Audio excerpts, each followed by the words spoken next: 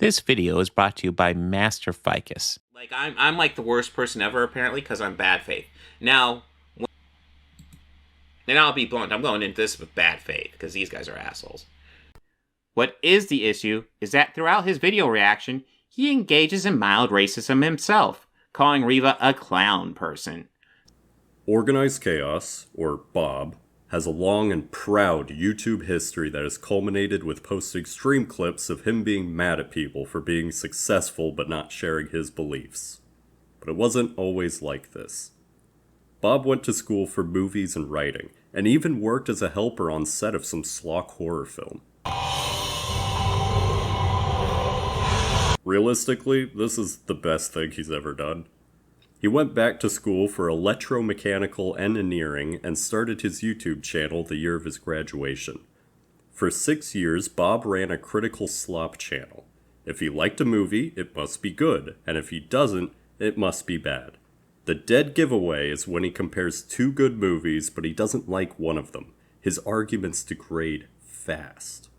Let's take a peek at an example of this before the fall. Joker vs. Logan. Whoa boy. The format of this video is to come up with categories and assign points to the winner. You can already see how this can go badly. The first category compares the reluctant and returning hero to the character study of a man devolving is who has the best villains. Yeah, that sounds fair. It refuses the potential helping hand that is withheld for no good reason. Arthur went to his home, put his fingers in his son's mouth, and attacked his butler. Bob, you used this clip later in the video, so leaving out the reason was fully intentional. Do you think it was wrong for him not to help a man that explored his son's tonsils? Time for themes. If this movie has one solid theme, it's that we need better public service systems in place to help troubled people. Cutting programs and hurting people that need help is not the answer to anything besides helping the wealthy. One solid theme and you went straight for politics? Didn't want to keep it simple with a universal, you don't know what strangers are going through, so be nice? Alright man, that's a choice. Real difference.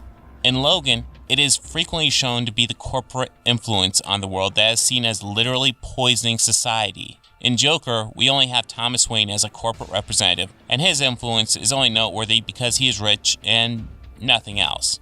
So let me get this right. Logan good because corpos are the source of all evil. Joker bad because more than one thing is the cause of the bad, and that makes the theme confusing for you. The whole idea that Murray would just make fun of some comic on an open mic night and then invite that comic on his show is super contrived. He boosted the ratings. People like to have someone silly to laugh at. Of course they would bring him on. Why do you think you have a growing audience? Probably the biggest contrivance is the idea that crossing the Canadian border will somehow stop an organization that has no problem with child murder. It's a stretch. An organization that can get away with kid killing in the US and Mexico because of their influence. Don't tell me you of all people missed the Underground Railroad analogy. Do you think slavers would simply stop at the border? They're willing to enslave people. Supporting characters. You curious? And it gets really bad when you realize half the time Sophie was there, it was actually only in Arthur's head. Wait. You're telling me that a character split into two roles, one with her own independent personality, struggles, wants, and needs, and the other being the idealized version of what he saw from her with his own subconscious desires morphing and twisting her into something is a bad thing for character writing? Hard disagree. Visuals time. Come on, easy win.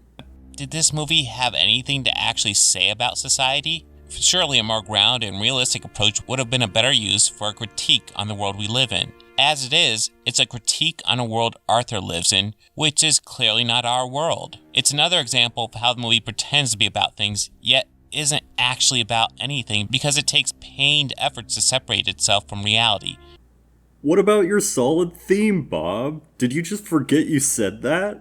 This dude is so chained to politics, he can't empathize with a dirty city unless the director looks him in the eyes and tells him which social issue is being voted on in the film. Any critique deeper than corporo bad slides right off. It also isn't the best world to give the story any real modern day meaning. I have trouble believing that was Philip's goal. You never know what someone is going through, or Bob's "we need more social nets" are apparently concepts reserved for the modern world. Why would anyone show a nondescript city on the decline without clearly tying it to my political social issues? Genre. You don't know where this is going. Right. Speaking of which, why do all the jokes in this movie suck? Dude's upset that TV hosts are corny, safe, and out of touch, that stand-up comics flop all the time. Did you think this was a comedy because Arthur wants to do stand-up? Did you think Old Boy was a rom-com? He means soundtrack, and I won't leave you in suspense. Not even Bob could fuck this one up.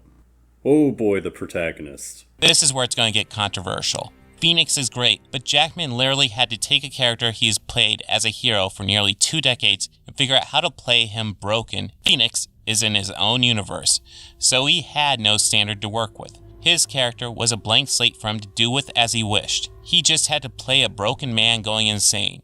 The way Bob's talking about it, you'd think Wolverine was some sort of noble Jedi Knight that became a depressed hobo in the next movie. But Wolverine has always been the rough and gruff character of the X-Men. Half the character arcs are getting him to care and accept a team. Logan, while a really good movie with good acting, is more alike than different to the Wolverine Huey is familiar with. Now, this is the most grounded Joker backstory we've ever seen, and the standard going in was raised to the roof by Ledger. These are both fan-favorite characters, but Huey playing an older version isn't the achievement you make it out to be, while Joaquin's Joker wasn't the anything goes. I'm skipping the conclusion since we've seen the thought process, and now he talks about Taxi Driver, Shazam, and COVID. Odd mix. This is what Bob's content was for years. Critical slop. Sounds good and smart if you don't think about it. In his longer videos like this one, the editing is actually really good, with relevant clips. But he also has to explain his positions, which is where the cracks start to show. In his shorter videos, those cracks are a lot better hidden. Some of his other content includes shorter, this sucks but not really videos, and 3-minute reviews that he'd publish to the local paper. He's also done father-daughter videos, starting with taking his 7-year-old daughter to an R-rated movie. A piece of shit. Comments are disabled, but the video's still up. Not a great sign. Better than the poorly titled horror tag that she's in. The video itself is fine, but just for all of our own peace of mind, I verified old Bob's not on the registry. COVID broke Bob. You might have noticed a theme here. Both these candidates are utter garbage. Neither gives a crap about the issues of the average man, and are simply running for president in an effort to gain power. More importantly, both these guys are tools for the wealthy, and because of that, they essentially represent the same interest. Both represent big business, and neither represents the average worker. This is why I'm running for city council. I'm fed up with... Of course, he went on vacation and found out getting put on the ballot was actually really hard, so he gave up. This country lost its greatest hope. He shared some thoughts on Ghostbusters. Ghostbusters is a movie about human beings killing gods with science. That's right, our main villain is Gozer, who is a stand-in for the Christian god and the bringer of the biblical apocalypse, and the Ghostbusters use their knowledge of science to not just kill God, but stop the apocalypse and save humanity. The evils of Joss Whedon. This League. The special effects guy said there was a fair amount of trashing Zach's version of the movie on set by Joss. And even tried a response video to a channel that gave him a shout-out. I started seeing the comments saying they were sent by the Fourth Age. So before I start, I just want to say the link is in the description for the original YouTube video where I found this. If you're interested in Jim Shooter, go on over there and listen to the entire thing. It is worth it. Although I have to say, from the channel that I found it on, I don't think the person who runs the channel has anything to do with Comicsgate, so do what you will with that information. It's never organized chaos. It's always this channel. He also says he looked at my channel's content and mentions how it doesn't seem like I'm involved with Comicsgate. And I've never heard of that term before. But now that I've dipped my toe into the world of Comicsgate, now that I am on the Fourth Age's YouTube channel, I decided to do a quick credibility check. Many comic book and movie YouTubers went on a huge string of anti-Brie Larson videos. So I go to his YouTube channel, go to the videos tab, type in Brie Larson, and to his credit, he seems to have nothing strongly against Brie Larson. Real classy way to respond to a shoutout that you confirmed sent friendly viewers your way. By the Fourth Age, he was just the opener. Ethan Van Sciver was the primary target. Just look at the video intro. Didn't they, the NFL said that they would play the Black National Anthem before the regular National Anthem? And I was like, what even is the Black National Anthem? Is it just sirens? What? Is black? All right. I want to clarify. This is a big deal. Ethan is a comic artist that complains about woke and cries about Twitter harassment. I am predisposed to not like this guy.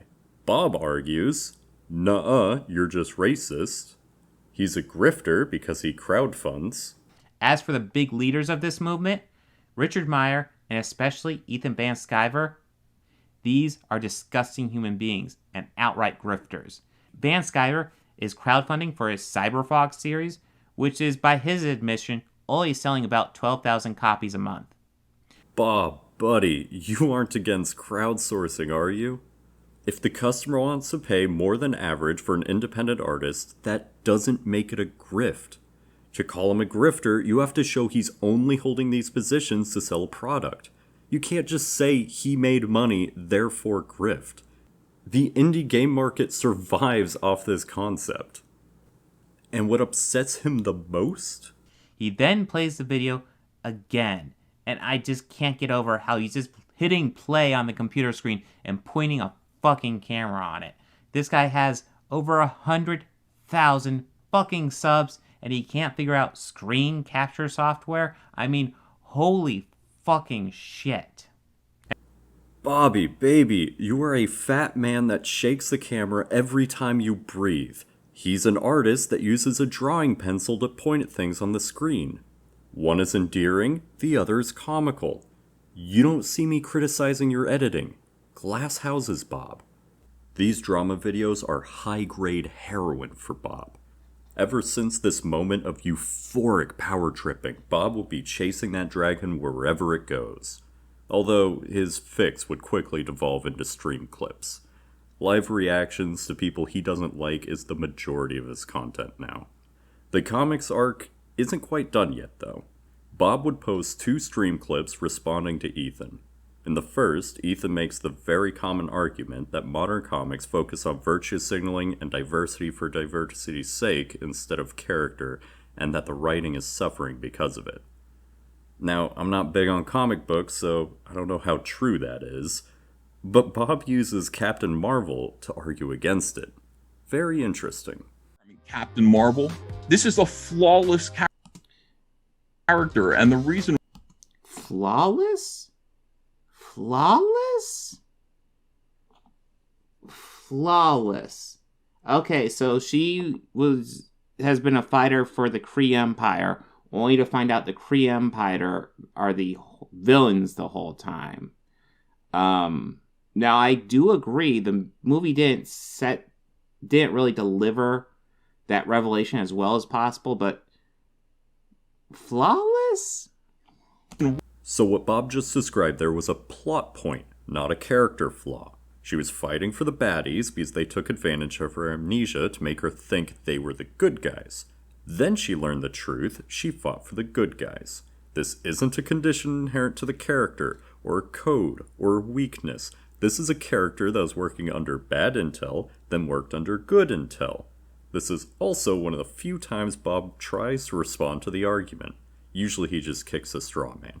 There have been more than enough women, so we don't need any more women in comic books. We already have the quota, we're done. They all have to be white men now. We're sorry. Just no more. Just the number of women you had at 1991, those are the ones you can keep. All the other ones have to become white men. We're sorry, the quota has been reached.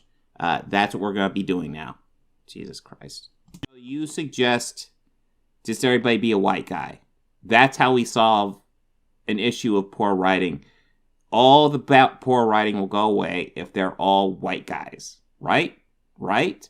Every issue will have... Well, I don't even think this guy's been reading comic books. At all. Yeah, you clearly haven't read them, and you're just bitching because they're people of color, and you're low-key a racist, right? I mean, that seems to be his argument. If you're a person of color, you can't have heart. I mean, what the fuck argument is that? Oh yeah, and fun fact, you totally seem to be low-key racist, and people probably pick up on that shit because it comes through on your videos, so I imagine in real life it's quite prominent. I want to remind you that his evidence of racism was laughing at somebody else's joke. The second stream clip was reacting to Ethan reacting to the video that we just watched. More of the same behavior, but Bob actually did some reading here. The recent reviews on Ethan's products are majority negative. Ethan is late, far beyond estimated dates, and he's been doing daily multi-hour live streams. His fans called him out on it, and Bob dug this up. This is unquestionably a win for Bob. But Bob overstates. Instead of criticizing him for dragging feet or not caring about his customers, Bob calls him a con man. The customers still got their product, even if it's late, so it's not a con. But Bob needs to use harsher terms to blow what may be real criticism into something it's not. It is a compulsion with this guy.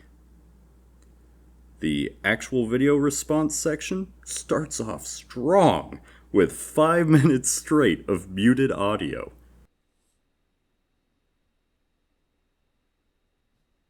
Nope. No, you didn't. No. Core opinions of feminism as it exists today, what feminists represent today. And they kind of say, I don't want my...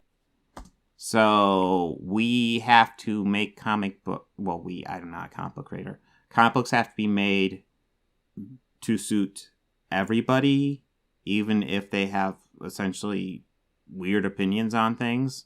I mean, you know, there are fringe feminists out there that I outright disagree with. It doesn't mean feminism at its nature is bad, because feminism at its nature is good. The idea behind feminism is just everybody should be equal, which, yay, yeah, absolutely. I gotta flex my male feminist cred and definitely didn't just Google this. What Bob's describing is second wave feminism. First wave, voting rights. Second wave, equal rights and treatment, most active from the 60s to 80s. Third wave was about getting more women in power and started in the 90s. Fourth wave came after the 2017 #MeToo movement. The Feminism Shirt comic was published in 2016, a month before the Hillary Trump vote, so there's a good chance Ethan interpreted this shirt as support for third wave feminism, more women in power. So this is just communication error. Expecting Bob to understand feminism while speaking on it is just unfair. Another habit Bob has is just flat out ignore things. Here's Ethan complaining how the Hulk is interesting and newer versions just don't hold up. Yeah, but I mean, it's different character. There's still Bruce Banner, so... Okay, I don't know the full backstory. I'm just doing some quick reading on it. Yes, it is Amadeus Cho. Apparently, he removed the Hulk from Bruce Banner and placed it in his body. So there is no Bruce Banner Hulk. You want to take that back? The whole fun thing about the Hulk, and this is why it was important. This is why it was such a... So there is no... Great creation. It was like, being the Hulk was like a curse. You had to control your anger. You're a little guy who's filled with rage. You have to control your anger because being the Hulk means you're going to destroy shit. I feel weird letting clips go on for too long. Ethan says Hulk was uncontrolled anger, and that was a defining character struggle for him. They made Asian Hulk anger-free so they wouldn't look racist to the Chinese market. It sounds plausible, I don't know. Bob contributes by adding snarky text to the screen. This goes on for almost 2 minutes, by the way. Because it was just like, they took everything that was... like, awesome and interesting and compelling about that. God, okay, so he's just going on and on. Yeah, I find the Hulk a very interesting character, but they're allowed to do changes to him. He's going on and on here. Jesus Christ, this is just... Did you catch that? Yeah, but I mean, it's different character. There's still Bruce Banner, so... God, okay, so he's just going on and on. Yeah, I find the Hulk a very interesting character, but they're allowed to do changes to him. He's going on and on here. Jesus Just to be sure, here's a clip from much earlier. Well, that's the thing. They're just, what they are doing, making new characters and having them carry on the mantle of the old characters. That's all that's happening. New characters. Make more. So Bob admits, granted through a Freudian slip, that giving a new character the title and abilities of the original character is a change to the character. He says they're allowed to make changes, and sure, they're the IP holder, but I suspect that the unwanted tinkle of understanding is holding him, and he's realizing why people might care. Maybe I'm giving him too much credit. Contradictions are pretty on brand. Bob would continue down this path, getting in dramas, getting clowned on, really living his best life. But he wouldn't have to do it alone. He found a soulmate, a handler. He found actual fandom. What changed for me is that I realized I have a choice. As a fan and as a human being, I can be a gatekeeper, and I can be hostile and defensive about my fandoms and things that I love, and never consider perspectives, or I can be an ambassador for nerd culture, for the things that I love. I will fuck your mother, I will fuck your sister, I'll fuck your father too, because he wants to, alright? I will talk so much shit that you'll have shit coming out of your fucking grandfather's fucking urn, okay? The power couple would form the Fandom Initiative, an Ideologue podcast that's the multiplayer equivalent of Bob's channel. Lots of rotating guests with only fandom as a glorious leader. He likes to pretend he's Vosh. As uncomfortable as they are, is necessary to combating them. I don't want to live in a world where the only way that we ever deal with children being harmed is after the fact. Okay? And we can't even study these people because of the fact that there's this stigma. That is what Noah Bertlasky and the people he works with, that is why they advocate for destigmatization, so that we can understand this better, so that we can stop it before it happens. The man he references Noah Bertlasky, a weird fuck for sure. Also, just a wild thing to keep on your Patreon. Paywalling your pedophile arguments is such a bold business decision, I almost respect it. And, for the record, I don't think Actual Fans is a pedophile. I think he's an idiot that views pedo debates as expert difficulty debate mode, like Vosh before the Lowly leaked. Speaking of leaks, the initiative has some holes and a couple slipped through. But what you're doing is essentially the same side. It's the other side of the coin, right? You want to promote positive fandom, but I never see you guys reviewing or ever talking about anything but YouTubers. Notice is you guys kind of laughing or sulking at the fact that they make all these videos about Brie Larson, but that's exactly what you do for Rags or for Nerdrotic or Critical Drinker.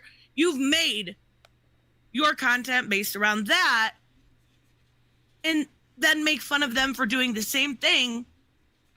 And it's highly hypocritical. Like, I don't think calling a black man Chunky Monkey, for instance, is a cool thing to say. I will say maybe that wasn't the best phrasing, but or Uncle Tom.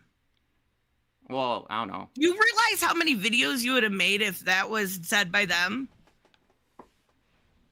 By them? I don't know why I would care. I'm against that. Then why did you guys become completely okay with putting Rag's real name out there? Well, Rag's real name is out there. Where? IMDb. Has he ever released it himself? He posted on IMDb. Do you have proof of that? We can go to IMDb and look at it. How do you know he put it on there? You're telling me he put it on there? Probably. Because by your video... Well, I mean, even you said it was on... Well, again, actually, it was Pop Counterculture said you guys found this literally on 4chan. No, I think you're just as much of political groomers as they are. I mean, okay, so groomer is a very loaded term. It's been... There's a line between doxing and bad form that is difficult to nail down. Like if one were to leak someone's real name from a private email versus getting it from Kiwi Farms. Both of them are bad form, morally objectionable, But the argument for doxing is much stronger in one case than the other. Bob struggles with the much simpler concept that someone other than Rags can put his name on IMDb, probably because Bob made his own IMDb page. Actual Fam is more vocal. Okay? This is. You motherfuckers want to accuse us of only wanting attention?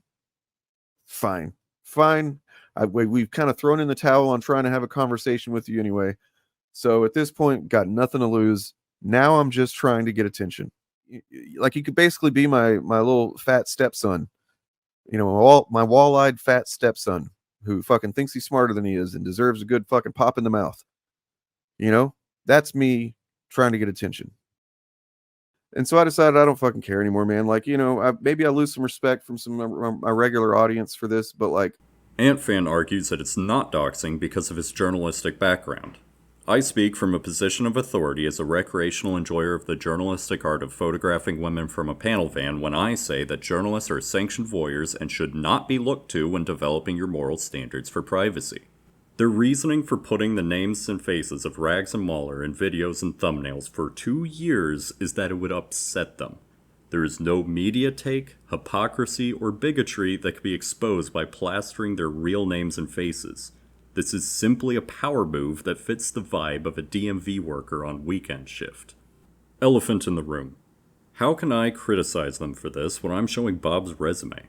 College degree in film but poor quality critiques shows extreme lack in skill. His failed city council run shows political brain rot and laziness. It's all relevant information, and most importantly, Bob is the one that posts it. From his campaign-run Facebook account to his LinkedIn page, Bob is advertising Organized Chaos YouTube channel. He wants voters and employers to see this. He's more proud of this channel than his engineering degree. Mandatory do not bully message. Don't harass or dig into his personal life. Treat him how he refuses to treat others. Now, I use the word mandatory because I know I don't need to say this. My audience is small and is two types of deranged. Those that deny the existence of hydraulics, and those that share their nude explosive escapades unprompted. I love my schizos, and even the most deranged of you don't need me to tell you not to harass. All fandom was having a normal one in chat. The threatening false accusations he keeps bringing up are apparently private DMs of a debate they had on Anal Fandom's coverage of some rape accusation. Sounds like a what if this happened to you hypothetical taken out of context, but until we see the DMs, it's just white noise. And a sandwich. Well, and not only that, I felt really bad for not you, but only Bob during that, because he was trying to have a conversation with you, constantly like looking at his phone, getting, I'm assuming, reprimanded or something. You were trying to have a conversation between friends. You made it clear you had been friends for quite some time. Yeah. And it seemed like he was having to deal with Dane in the background the whole entire time. And that seemed really unfair to you guys. Well, what was weird was I had 2 pages of notes that I brought that I got to maybe a quarter of. And I didn't realize this until after the thing went down, but somebody was requested to stop streaming. And now you've said their name. Yeah. It kind of was like, what is this? Like, this is very puppet mastery. Yeah. With Bob's puppet master in the story, it's time to return to Comicsgate and Bob's first debate with another YouTuber. It starts strong. Bob calls him a coward in the chat for being late, and the first 18 minutes is laggy and broken until Bob finally turns off his Discord camera. Every time the connection fails, Ethan starts shilling his comics, which, not gonna lie, pretty based. Now, I've said it before, I don't like this Ethan fellow, and Bob did dig up something good. So let's start with our main man's wins. That was the case. So wait, he doesn't have the right... You make comic books, Ethan, or at least you would if you did less streams.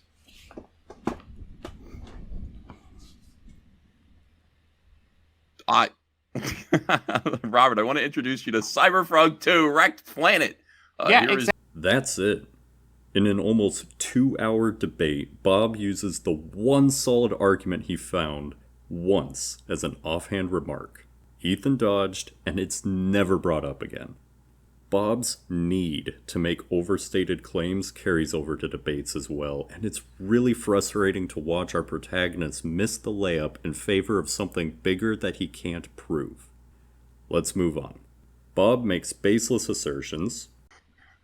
Okay, so Comicsgate was already a group that harassed people online for a while, and you went ahead and took on that moniker, correct? Stops listening so he can type into chat. To bend the knee to SJWs. We've already seen that it is a dangerous thing to oppose you in the mainstream comic book industry until such time as... Misinterprets a tweet about crowdfunding, doesn't listen to the explanation, repeats his misinterpretation, and refuses to read it again. And you're refusing to do so. So let me ask you this. Are all your customers happy? Reread the tweet now. No.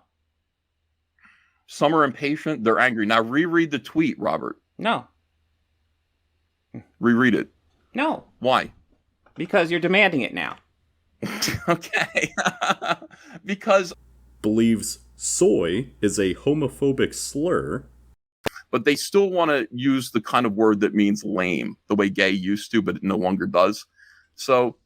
we call you soy, okay, which means kind of weak, femmy, like linguini spined. That's what it means. We call you soy boys. I like seeing your homophobia. Yes, pussies.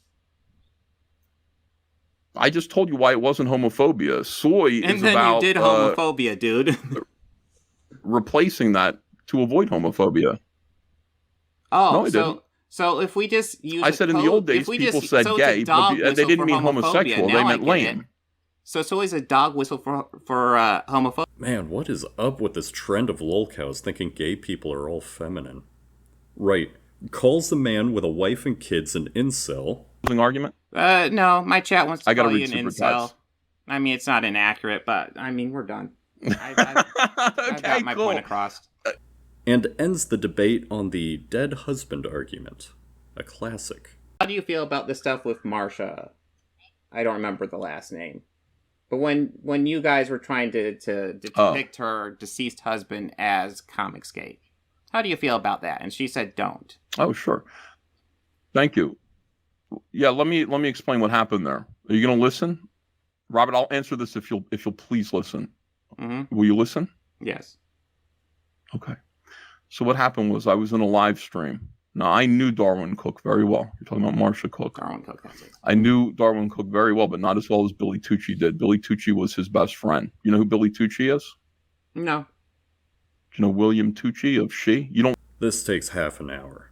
A friend died. On Ethan's stream, a mutual friend said he'd be in Comicsgate if he were alive, and the widow says no, he wouldn't. Over the course of Bob arguing Ethan should disavow and apologize, Ethan shifts his position from, I don't know, but I didn't say it, to, yes, he would be in Comicsgate. Anal Fan sends him a tweet of Ethan saying that, but by this point it's too late. That's just proof of the position that Ethan is now holding, and it doesn't work as a gotcha. Bob says a version of the phrase, so you know him better than his wife does, about a dozen times. I think it's disgusting that you're not allowed to say that because a grieving widow disagrees with you. That's a disgusting predicament to put anyone in, but that's where you stand. And because of that, I can't be fully honest. So I have to go, I have to kind of take her feelings into consideration because Robert is making me do that because she wants to see her husband one way. And I knew him kind of another way, but now it's like, did you know him as well as what? No, I didn't. But I heard what he used to say, and he used to hang out with us and stuff like that. And that's why Billy said what he said. Billy said it, not me, but Billy was right. Okay, he was. I think he was like that. You try to take that's who Darwin Cook probably of a person was. Who's deceased I don't care. The wishes of his wife. I'm not. You that's are. Pretty disgusting. I don't care. That's pretty disgusting. Bob hunts for big gotchas. He is not interested in hearing out or even listening to the other person. He will repeat the same line over and over again unless he fucked up, in which case he'll try and brute force his next point to move on quickly. He'll start defining things as slurs on a whim. Only fandom will feed him answers, and no matter how things go, Bob will declare himself the victor. Now I know, we're past half-hour mark and I've only foreshadowed EFAP. but what we have now are the foundations. Who Organized Chaos is, his content evolution, his tendencies and tricks in both responses and debates, and the people that influence him. With his first drama back and forth concluded, we can move forward and watch him repeat these behaviors on more familiar faces. For the next arc, we gotta rewind a bit. After the Comicsgate responses, but before the debate and anal fans, Bob made a fun little video on the Star Wars show Kenobi. A certain doggo found it and had some thoughts. And that's the thing. Moses Ingram getting racist messages is a problem, and she shouldn't get them. But you know what's a bigger problem? Assholes like the quartering Ben Shapiro, neurotic, and critical drinker, maybe saying it's bad, but defending it. And I want to point out, Ben Shapiro and the quartering definitely didn't say it's bad. We're done with the stinger. That's the preview. Stick around, guys. You'll get more of this incredible commentary if you stick around. You generally want to put. We still have the VHS effect. That's odd. I hope that doesn't go on the whole video.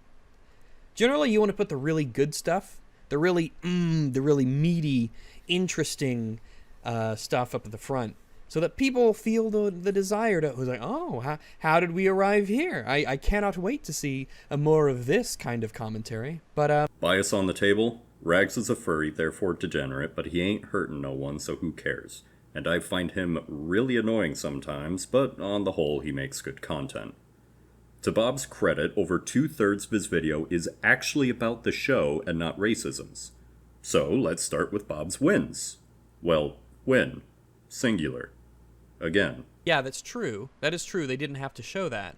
But you have to remember that the people who like Star Wars, like you, are idiots. They're very, very stupid. And so you have to explain everything to them and constantly remind them of everything because they don't remember things. Because they're unable to look at things objectively. Because they don't remember basic things like cause and effect. Because they buy Black Widow and exclusive promotional popcorn buckets. To reveal. You can say that's not what he meant, and if he was asked today, I'm sure he'd say something along the lines of, the people that think Star Wars is good are idiots. But Rags did say this. Now, this sounds pretty minor, and it is, but hey, I'm nothing if not fair. Even 2 years later, Bob would refer to this whole drama as Rags thinks I'm dumb for liking a TV show. As far as these first two videos go, I think this is a much better summary of what Bob should be fighting, but he can't because it's true. It's not perfect, it's got its bugs, but overall I thought this was really good. If you think this is really good, then your ability to assess media is woefully inadequate, and you are simply not someone who needs to be talking about media online. You just have a clear lack of knowledge and a clear lack of skill when it comes to assessing media. Let's just be clear. You think you think that this Kenobi show was very, very good. That's embarrassing. Bob's big criticism of the show is that the camera angles make the mistakes obvious, but not that the mistakes exist. Issues. Pretty much all my issues exclusively are in a lot of shots. I feel like the direction is a bit lackluster. I also think it could have been alleviated if they limited that by doing just sideways shots of it. So that No, because that wouldn't change what the people in the universe would see. That wouldn't change anything. It would just make it less viewable for the audience. But the audience and what we see is not the same as what all of the people in the thing see. That wouldn't have changed the stormtroopers and the security people and the inquisitors they basically walked right by. It wouldn't have changed any of it. It wouldn't have made it any less stupid. It just maybe would have hit it from the less, dare I say, the audience that didn't pay attention as much. It maybe would have hit it. His praises boil down to good acting, which, sure, maybe. I'm not equipped to argue one way or the other, but his praises revealed more story and character problems. And from his perspective, the best way to protect Luke and be there for Luke is to not be a Jedi. You could ever imagine. If you are Obi-Wan Kenobi, this is like one of the earliest destructions of his character, right? Because remember, it's been 10 years or so. So he's had a lot of time to mull things over and think about them. It's not like this is a week or two after he's done his mission, right? He has been given a mission by Yoda. He knows what he has to do. He is focused. He knows that in the end, if we're going to get back at things, we have to protect Luke and then train him eventually. I have to protect Luke Skywalker. I have to do this. And so what is his version of doing this? I'm going to take the only weapon, the weapon that I'm most skilled in, the most useful weapon that I have, that I will need to use if Vader comes back, if one of the Inquisitors comes back. I'm going to need this weapon. He buries it in the desert where he can't use it. So he's not going to do much good protecting Luke then. He doesn't use the Force. He doesn't practice with it. He doesn't meditate with it. He doesn't increase his understanding of the Force. He lets it slip. You don't get the idea that he needs to be... He's not training. He's not keeping himself ready, which is what he should be doing. He should be He also draws attention to canon breaks. Like, they will complain about how it breaks canon, and in the end, the little bit of canon that probably violates, because all stuff placed in the middle of the timeline is going to have little canon violations. Anything that did to break canon, it did, like, more to fix it. Like, they will complain about how it breaks canon, and... Absolutely. It easily breaks canon. And in the end, the little bit of canon that probably violates, because all stuff placed in the middle of the timeline is going to have little canon violations. No! You've already ceded. You've already lost. You have already admitted defeat before the battle is... If you're Luke Skywalker, and in your childhood, some crazy psycho bitch with a lightsaber chases you, attacks your house, chases you in the middle of the night across the desert as you flee for your life from this lightsaber-wielding psychopath, don't you think that would kind of, like, stick with you? Don't you think it's weird that when Luke is given a lightsaber, he doesn't go, what the fuck? Wait. Someone chased me and tried to kill me with one of these things earlier. And it was red, but it was the same thing. That's kind of weird. Was that a Jedi that chased me across the desert trying to kill me? What the f***? It's weird. Let's do another one. How strange is it that when Obi-Wan Kenobi dies on the Death Star in A New Hope, how strange is it that Leia's got no real reaction to that? She just doesn't seem to really care at all. She is the one comforting Luke. Luke is the one who has the great emotional reaction to it, when if anything, Leia is the one that he has more of a relationship with. Isn't that weird? Isn't it strange that apparently, even though they went on this big adventure together, and they grew close, and they knew each other, and he saved her life, and they went to planet, don't you think it's weird that when he dies, she has no reaction? She doesn't really care. She has no personal connection. The last third of the video is all about this tweet. A hand grenade toss into a manure pile. Timeline. Kenobi show dropped. The actress received racist messages. This tweet happened. Theory 1, Lucasfilm says don't be racist to protect the actress. Theory 2, Lucasfilms are taking a shot at critics. Let's place some perspective. Imagine that you criticize Star Wars media and the vocal minority call you a racist for it. Then Lucasfilms implies, intentionally or not, that making the actress of the show you just criticized feel in any way unwelcome is racist. From that perspective, it sounds like Lucasfilms are siding with the vocal minority of fans calling anyone who criticizes them racist. Personally, I think that's a stretch, and it's far more likely just virtue signaling in Theory 1. But I understand Theory 2. Bob doesn't and has a nuclear take. But Disney and the Star Wars Twitter account did not call all Star Wars fans racist. They simply called out Star Wars fans and asked them not to be racist. And by them coming out and saying that the Disney Star Wars fans are all getting called racist, they are the ones that are calling all Star Wars fans racist. That's the thing. The Rags arc is a mess. Rags made 2 second channel videos and 1 main channel. Bob made 4, not including the original Kenobi review. The final response was a year late and paywalled, and The Destruction of Movie YouTube is a scripted video that references Rags but isn't directly addressed to him. Rags didn't respond to that one, but the Furry Council did. I like that game, though. That's okay. you probably just saw the comment I did. He does That's what divorce does to a man. He does give off Jenny took the kids vibes. We'll get back to that. Let's finish the Rags response first. Is he going to be mad that I didn't really go over Obi-Wan in my response? Because guess what? I don't care that we have differences in opinion on Obi-Wan. I know clearly he cares, but I don't.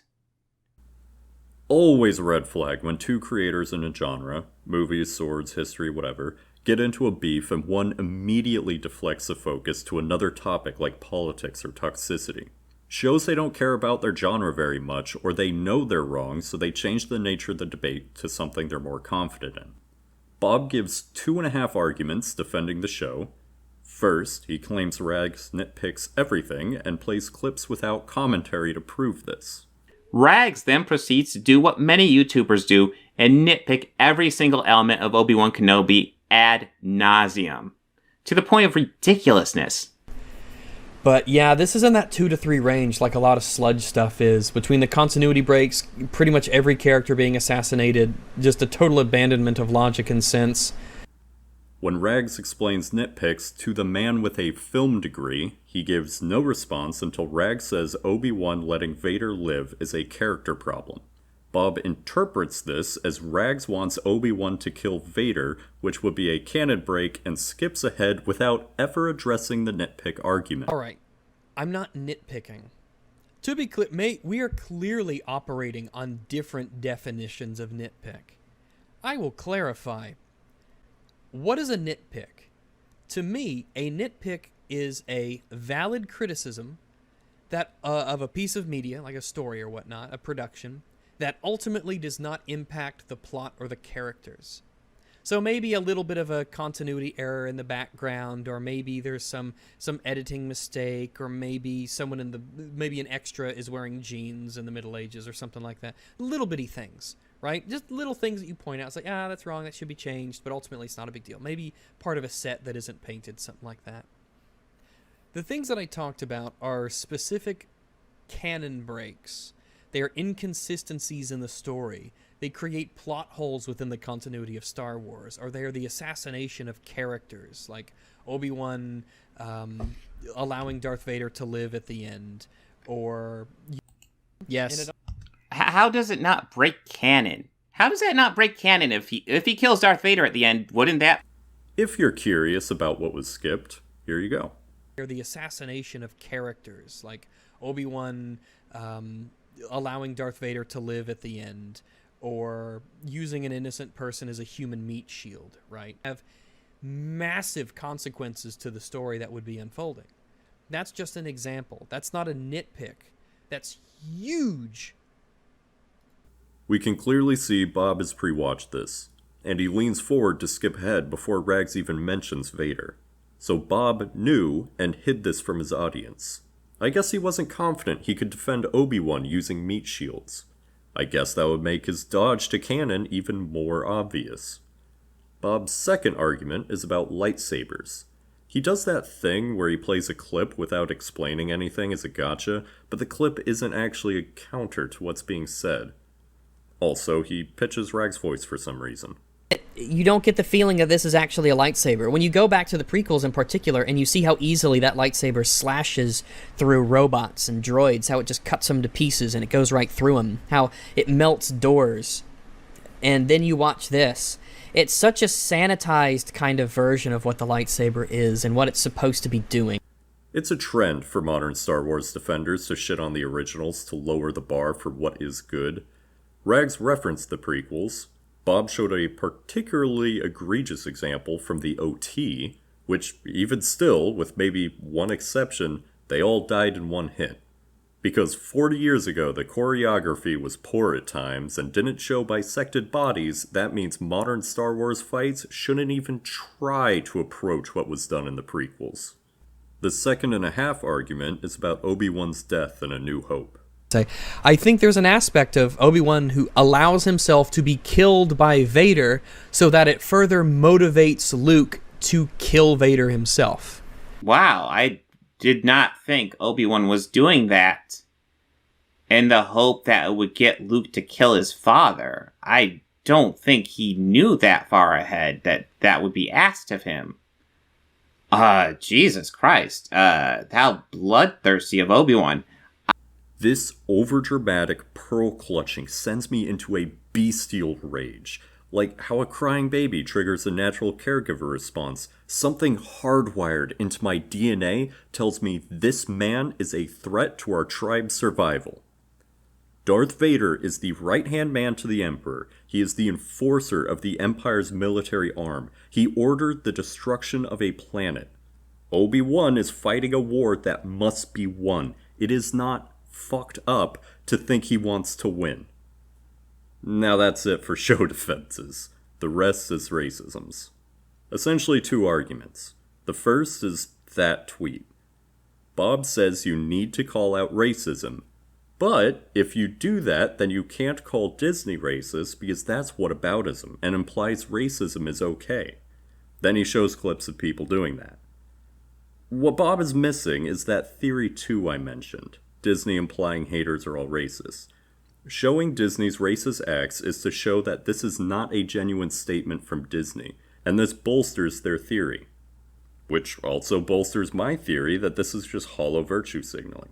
Shared and then made a video about some very harsh DMs she received on Instagram. She said she received hundreds, but she only showed 3, and we're not going to show them here because they were indeed harsh, and I don't recommend anybody doing this. But I'm also not stupid. So let's play a round of who's the racist? Is it you, the vast majority of the Disney Star Wars fandom who's just giving some legitimate criticism? Or is it the company that shrunk Finn on the poster for China, put a mask on Black Panther for China, and thanked a concentration camp in... I played that clip because he specifically said, fandoms who's just giving some legitimate criticism.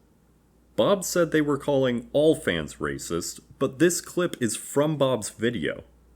The second argument is also about Nerdrotic. Now, I don't watch his content because my copper pipes get nervous when his face is on screen, but Bob's doing a good job of making him look reasonable. The tweet, Steve Rogers is Captain America and Miles Morales is Miles Morales. It doesn't even matter. You're using this as an example of him being racist, sexist, and homophobic. This is just racist. But where is it? What's the example? I'm staring right at it. He's ignoring the fact that Sam Wilson became Captain America in the series, and I'm just pretending that that's fine, because Steve Rogers is still Captain America, even though he definitely fucking isn't. Did you not see the ending? I guess you could say Sam Wilson is sort of a Captain America, but he's like so different from Captain America in every conceivable way. It's like, Jesus, it's just a... You know, other than the fact that he goes by the name Captain America now? On this tweet, Steve Rogers is Captain America and Miles Morales is Miles Morales. This is a factual statement. Steve Rogers is indeed Captain America and Miles Morales is Miles Morales.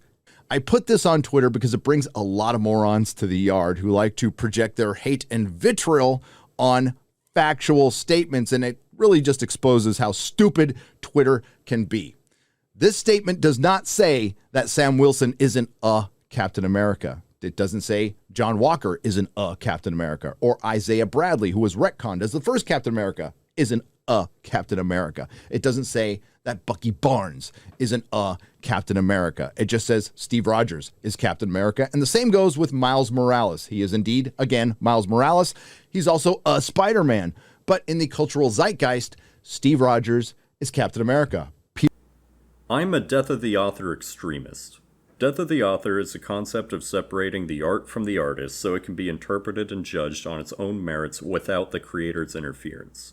So while Nerdrotic's argument that it's intentional wordplay and cultural zeitgeist with the express purpose to bait people is a solid interpretation, of course, I think it's lame, and this tweet can be interpreted multiple ways. Nerdrotic's way, Bob's way, or my way, that Falcon and Miles Morales are their own characters distinct from Captain America and Spider-Man. My interpretation is the best, of course, because it's mine and I'm a biased narrator, but I recognize that there are other interpretations.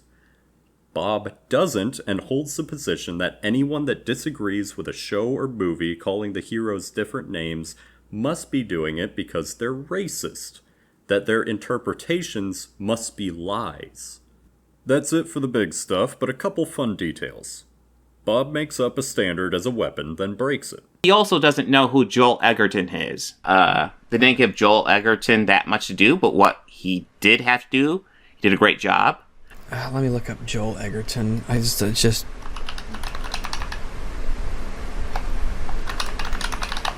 Is he... Oh, he's Uncle Owen. Oh, yeah. Yeah, he's got some good moments, sure.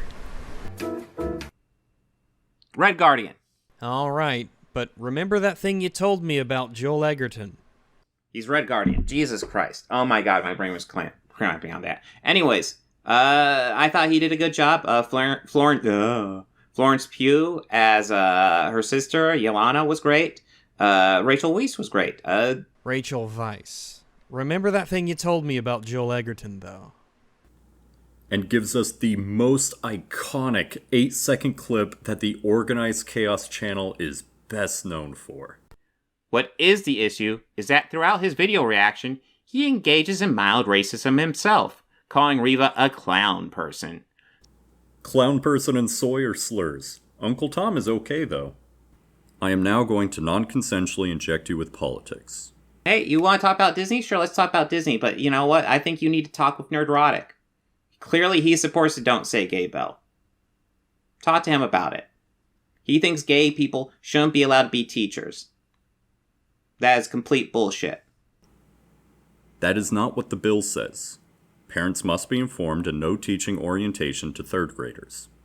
Hot take, I actually don't like this bill either, but not for the made-up reasons Bob does. Because as a member of the paranoia fandom, I lean away from slippery slope theory and towards slippery slope law, and that, or as appropriate bit, seems awfully open-ended with a lower bar for change.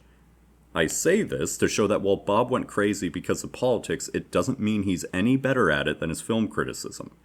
Bob is less political and more culture war parrot. Time for the destruction of movie YouTube. I'm going to summarize the whole video with a 17-second clip. These channels were rising when Organized Chaos was at its height of popularity. It was a train I refused to get on, and Organized Chaos dive-bombed in popularity because of it. So, now, rather than be silent on this rising trend, I have chosen to use my channel and its limited voice to speak out against these trends. Bob believes his channel is dying because he's not racist. That's his interpretation, and we all know by now that he won't recognize any other, but I'm going to share mine anyway. My love of movies became my driving force, and my childhood love of comic books became relevant since the comic book movie genre was becoming big. And I have more coming out, and I have more Marvel and comic book stuff especially coming out. I know that's what most of you guys like. That's closer to my dreams. And with this break, I've decided to do a minor reboot of the channel. I will no longer work on a schedule and probably stop doing any normal reviews in favor of doing more long-form stuff. I will no longer stay up late at night and get no sleep before work to get a video out and have it be rushed. I will instead put more effort into every piece to ensure it is the best video I can make. That last video was made a couple months after the graph ends. He speaks of a recent break and how hard life was, but he's more positive in this video. He's also mentioned, several times, how Marvel was his big thing. Endgame was the end of an era, and his slop would naturally decline in popularity. Those factors killing his channel make a lot more sense to me than racism stealing his views. But from Bob's perspective, his channel dying wasn't his fault, of course, or even just the fickleness of YouTube's success. He needed someone to blame. His hobby and outlet that gave him joy in the worst time of his life started losing relevance, and he blames others. That's why he's so motivated to transform his channel into Brain Rot Crusade. And with that, we're all caught up. Bob met Axe Fandom, argued at Comicsgate, and then he did a video reaction that gave us the second thing he's most well known for. Kindest way I can. Okay, I'm going to rewind it a little bit. I'm actually kind of interested what he says about America Chavez's parents. Apparently, then they finally arrive after a cut at the Sanctum Sanctorum. Well, I guess he doesn't make a big deal about her having two moms. He just... You're right. I told you. I told Holy you. crap. I told you. Wow. I told you. I'm an empath. Damn. Yeah, Yeah, I'm so like, that's I'm legitimately Deanna the reason why Troy he from started Star for this Trek. section. Yeah, he just wanted to see if I was doing the evil things, which is because that's how that works, right? It's tick boxes. That's really amazing. Spends an hour talking about fucking bees. It sounds like you're more annoyed that I talked about whether or not someone should be scared of bees to the point of opening portals than talking about how I don't like lesbomums. To be for And now anything. he's upset and disappointed because he couldn't find that. Yeah, which is, you're supposed to be happy that you didn't find that. Because you consider that to be the worst thing ever, and that it's not here, so that's good. We've seen this before with other streamers, skipping to a random timestamp so that they can take something out of context or throw the whole video out based on whatever was said at that moment. Actually, forget other streamers, we've seen Bob do this already to Rags when he skipped the meat shield portion of the nitpicks explanation. What makes this clip so special is Bob's utter incompetence and openness about what he was doing. Bias acknowledgement. After Robo-Moans, lore dumps, and rape reviews, my most consumed YouTube content is EFAP. I don't agree with everything they say. Most don't, just ask about Avatar. Anyways, when Bob isn't calling everything nitpicks... Great start. We got like... Wow, this is so goddamn nitpicky. I mean, holy shit. Wow. 2 minutes in and the narrative Is he just gonna go over the whole movie point by point? is already falling apart. He's pearl clutching when Strange is trying to kill someone already, but doing it badly. But I can't. You're killing me! Damn, dude. I guess we're getting very desperate here. Defender Strange will need to perform a floop suck to get the powers in order to prevent the deep-fried space octopus from gaining that same power. This process will kill her. Wait a second. So, why not just kill her? Why not just fire a freeze spell at her brain? Why not throw her off the side until she splats into one of those bits out there? Or maybe just crush her head with a rock, or slice it off with one of these things. Oh my god. That's his solution? Let's brutally murder her? I mean, I guess... Holy shit, man. This is where we're going to? Actually, that's a great example, because Bob wasn't paying attention when it said the power suck would kill her. He does that again when he doesn't see the boots. You know, you should probably use your little floaty boots a little bit more, but that's fine. It's all good. So they make it through a... Does he even have the floaty boots here? I don't remember. Did he show them? I might have looked down at chat while... Jesus Christ, this is all fucking nitpicks. Holy shit. Jump here to the next platform, but the... And again, when Mahler critiques Whiplash tone, and he ends up arguing Mahler's points. And I have to say, I was getting so lost in terms of the tone that they were going for here. Let's just go through it. Bumberbatch roll his eyes at the loss of cats. Feels a little bit weird. Yeah, cats aren't people, but if you had 2 pets potentially die because you got blipped... Wait. You're criticizing it because him saying the cats died are comedic, but yet you're also criticizing it because... The man with a film degree degrades fiction writing. That point, it's not exactly a commonality to live that long. Oh my god. This is just fiction writing, dude. Fiction. You write things for dramatic effect. Ugh. If everything's practical, it's gonna get fucking boring. And the entire concept of dialogue. On a pad that...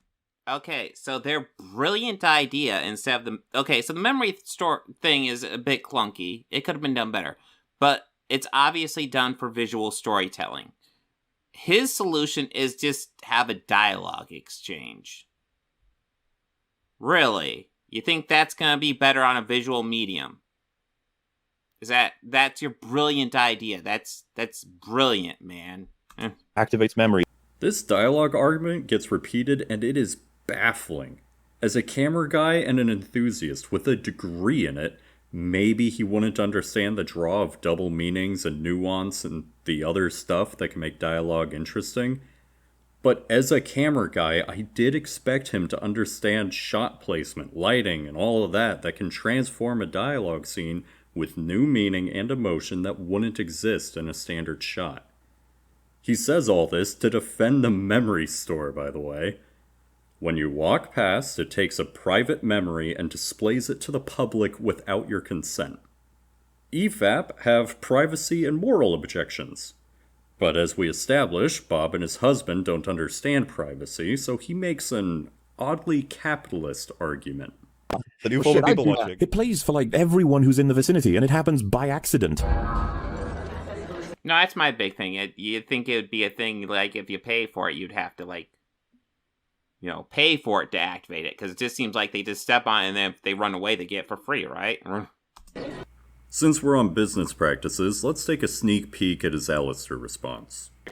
Robert claims that Disney is an evil corporation, yet buys a bunch of merchandise from them and displays it proudly in this video. Yeah. Well, fun fact. Did you know there's no ethical consumption under capitalism?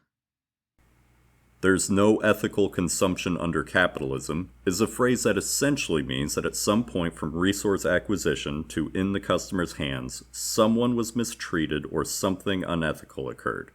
It implies capitalism is to blame. Now, I'm not convinced since I don't know of a better alternative to capitalism, and I'm sure some small business can run ethically, but, you know, by itself, it's a fine statement. The problem is that you're most likely to hear this phrase in the context that Bob uses it, as a get-out-of-jail-free card for their ethics.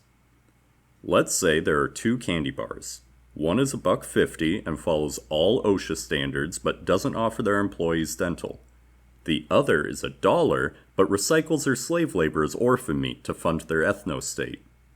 Bob would buy that cheaper bar every time. Because, fuck it, they're both unethical. Why should I sacrifice the tiniest amount for my morals? This is from a guy that made anti-bigotry his whole brand. There are other fun moments, like defending America's power levels, then completely changing sides just so he can continue arguing with Mahler. Meaning she really does have full control over her power. Thank fuck. Imagine if she didn't. Strange and Regina would be stuck back in the world that's being... Well, part of the story was her gaining confidence to control her power. I guess if you pause it every 2 seconds to nitpick every fucking element, you might miss that. Oh, she can open portals to individuals now. Why hasn't she saved her parents yet? What the fuck? She now believes they are likely alive and she can grab them whenever she wants. They are causing incursions wherever they are. You have all of the reasons. How do you end up writing this? How did you... I don't believe it's established that she's quite that powerful with her abilities. And criticizing Mahler for watching the Amber Heard case. Kept on a B. Objection relevance. Maybe she's allergic. Not shocked at all he would watch the Amber Heard Johnny Depp shit. It's absolutely insane how everybody's talking about it, and everybody seems to mostly be on Johnny Depp's side. Which was the point of why Johnny fought for this to be televised. Right? Johnny Depp knew Amber Heard was a lying, manipulative piece of shit who doctored and faked evidence. It's a good thing. He knew that. It's a good thing he had it televised, because even if he lost, it would have redeemed his reputation in the sense of the rest of the world could see what a lying cunt she is. Yes. If this was done behind closed doors, where no one else would see it, all you would have is the media spin that Amber is this poor, helpless victim who never did anything wrong, and Johnny is a horrible, mean person who deserves to have his life ruined. The monster is what they would run with every time. The monster that came out because of drugs and alcohol abuse. Yep. But we're going to wrap this up now with EFAP's conclusion. It's a good conclusion because it's a subset of my conclusion, and I'm the narrator. The way that I have seen him engage with these kinds of meta discussions when it comes to movies is like the whole, how come Black Widow didn't get the Avengers involved in the plot of, Black Widow? Well, it's a solo movie. It's supposed to be her movie. And that's the answer. That's why. He can't engage with these kinds of That doesn't even make things. sense because we have cameos in solo movies. Bit on the nose with the dialogue there, as neither of you would need to be announcing this thing at this point, but hey. Because the audience isn't gonna know what it is, so, yeah. It is a movie. Could probably beat anybody by turning the fluids in their brain to wine, but it's fine, it's fine. Just overanalyze every fucking thing. That'd be awesome. It's a superhero fucking story. Holy shit. Anyway. Are you talking about Spider-Man Nowhere Home, where he was a supporting character? Yeah. Why would we go in depth with Doctor Strange's story and a supporting role. What? Wait a minute. Butterbob Cumfudge literally just saved the multiverse thanks to its existence. He used it to defeat someone who was far more powerful than him. He used it to reach them. That's his rationale. So the movie spends a lot of time establishing the Darkhold is evil and no good can come of it, and he is gonna get pissy because they've destroyed all the Darkholds in the universe. Cool. Enemies that make... Do we know that?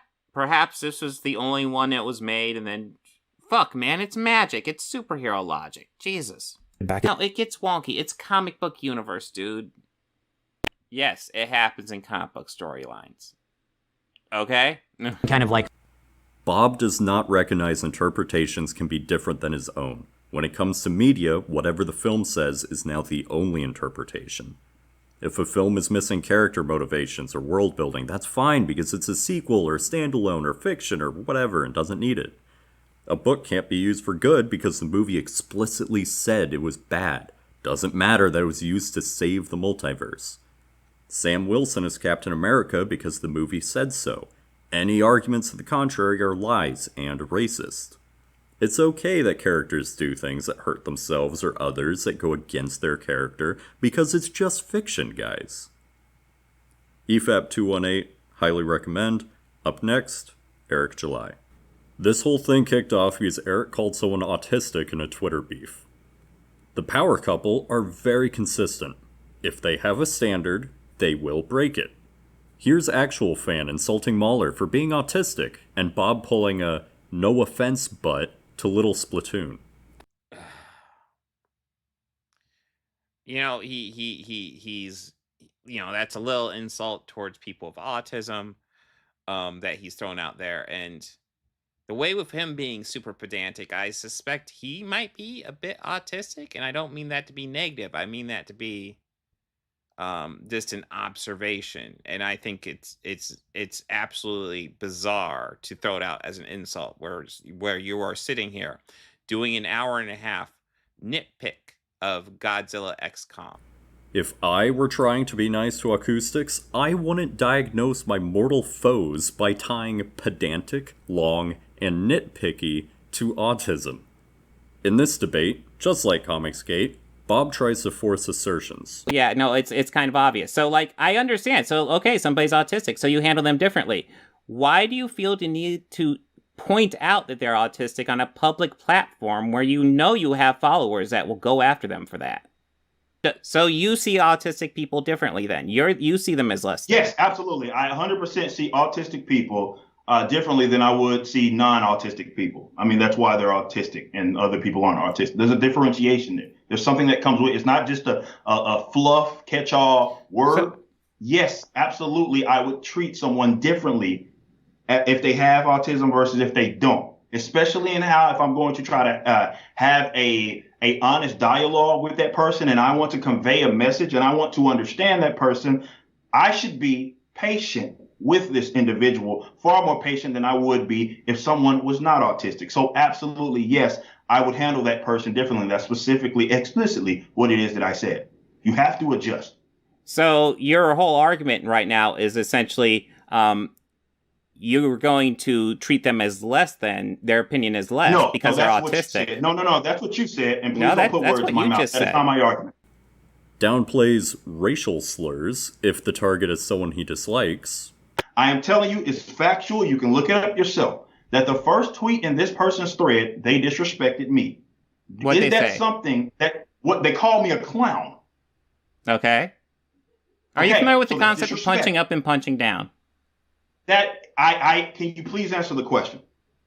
Okay, they called you a clown. I'll get a tiny violin for you. Are you familiar with the concept of punching up and punching down? No, I'm not asking for a tiny. And outright lies. If you're such a big person, why are you so triggered by this person calling you a clown and criticizing your art? I don't think that I reject the premise first and foremost, and that let me just get this straight. You're rejecting facts. I reject the premise. You're rejecting facts. No, it's not a fact. What did I say that's untrue? So what you said, because you call it using the term triggered. I reject that usage. I reject the usage. I actually haven't said that word. Did you not just say triggered? Chat. Everybody correct us if he just said triggered, correct? I want to make sure that I'm not tripping. Did he not just say that I was triggered? Did he not just say that? Right? I guess, I mean, you could say I implied it, if nothing else. I don't recall saying that word, but whatever. Dude. You just said it. So, man, it's hard to believe that you're acting in good faith when you just said it, and now you're trying, you just lied, right? Eric, you just lied and said that you didn't see it. Wow. That edit wasn't me, by the way. That was from Bob's own fact-check video. At least he was honest in post. Eric July is a lolbertarian, which can mean anything from Republican that hates taxes to an arms dealer with an underage clientele. Until you actually ask them, you don't know where they are on the spectrum. As an internet ideologue, Bob should know this far better than I do, but he doesn't. Now, one of the things he told me that I didn't realize, because I always assumed you were conservative, but he told me you're a libertarian. Is that true? Yes. Oh, okay. Yes, so your assumption was wrong. Okay, yeah, that's excellent. Oh, cool. I like it. As a libertarian, you have to love all this new representation in media, right?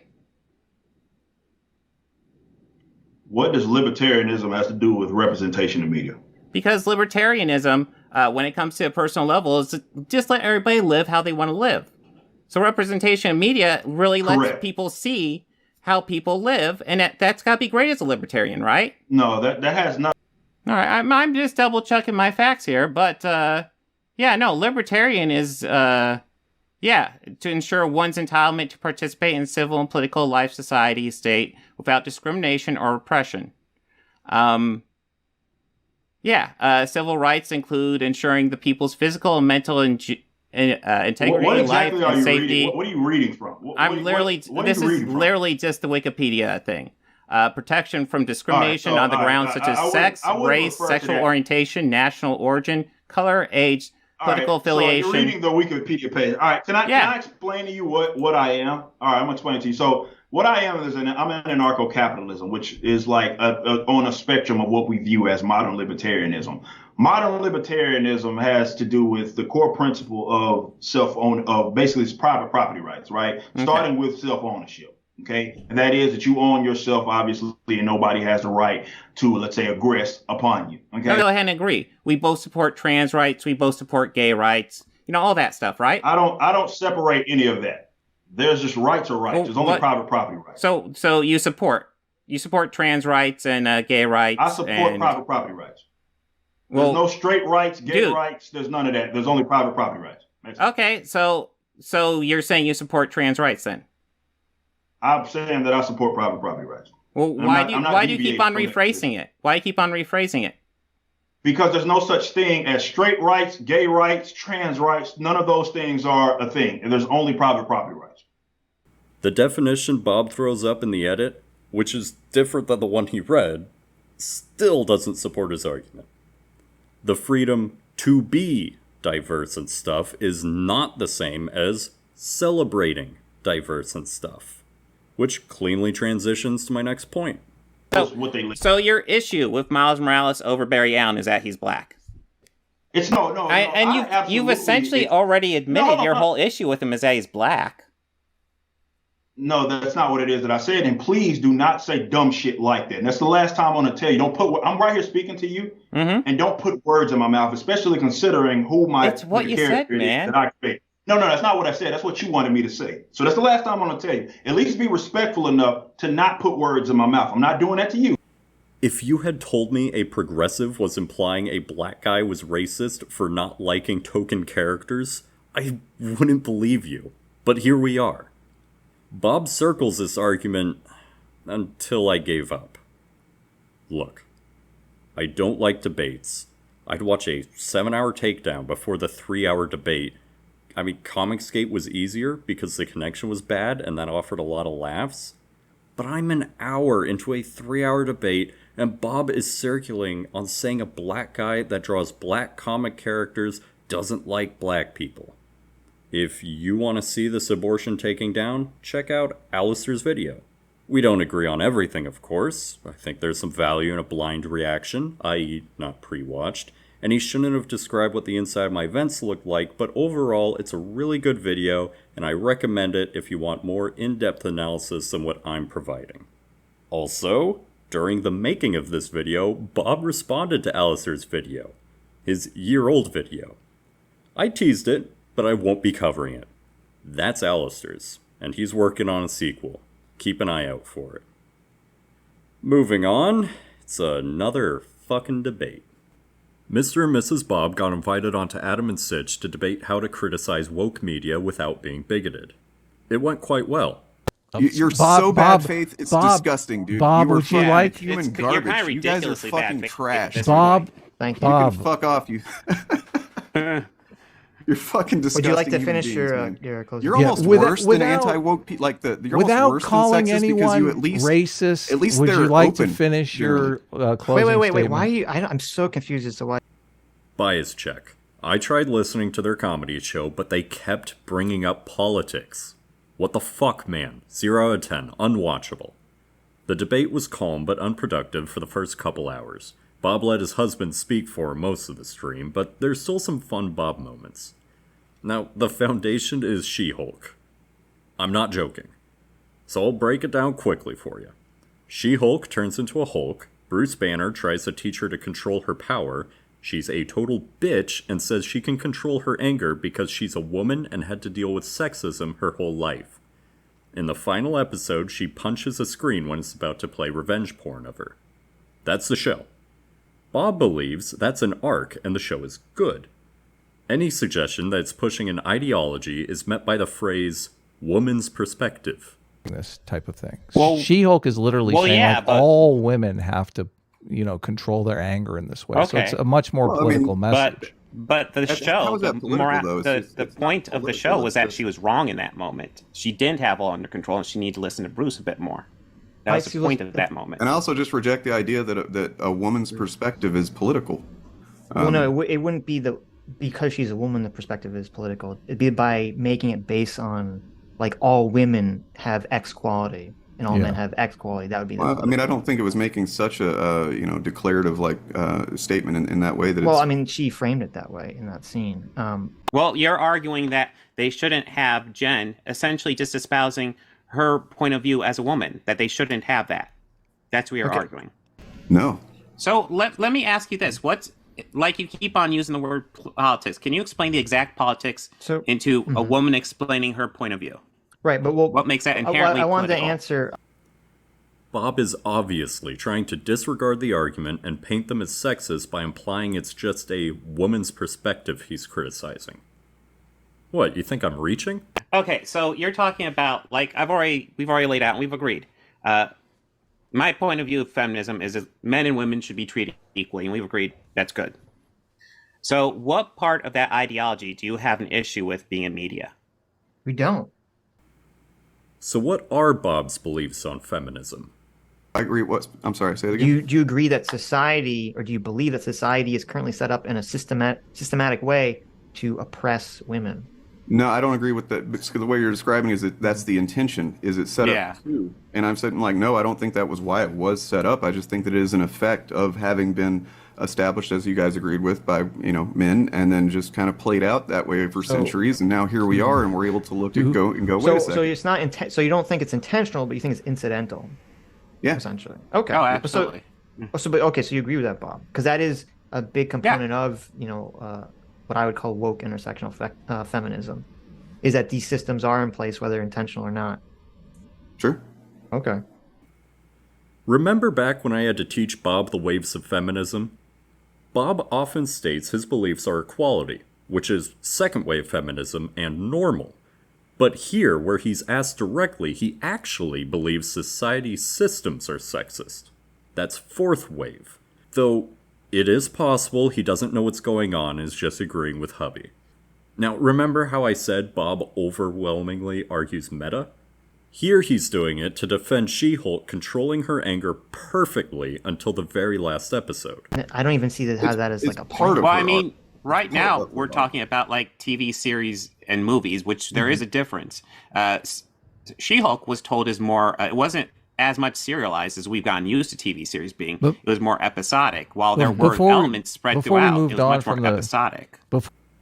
And 1 minute later, argues death of the author to defend political insertion. Not legitimate for a film critic to postulate that the writers were inserting their own political ideology into the movie. I wouldn't You're say it's saying not valid. I just said I don't agree with it.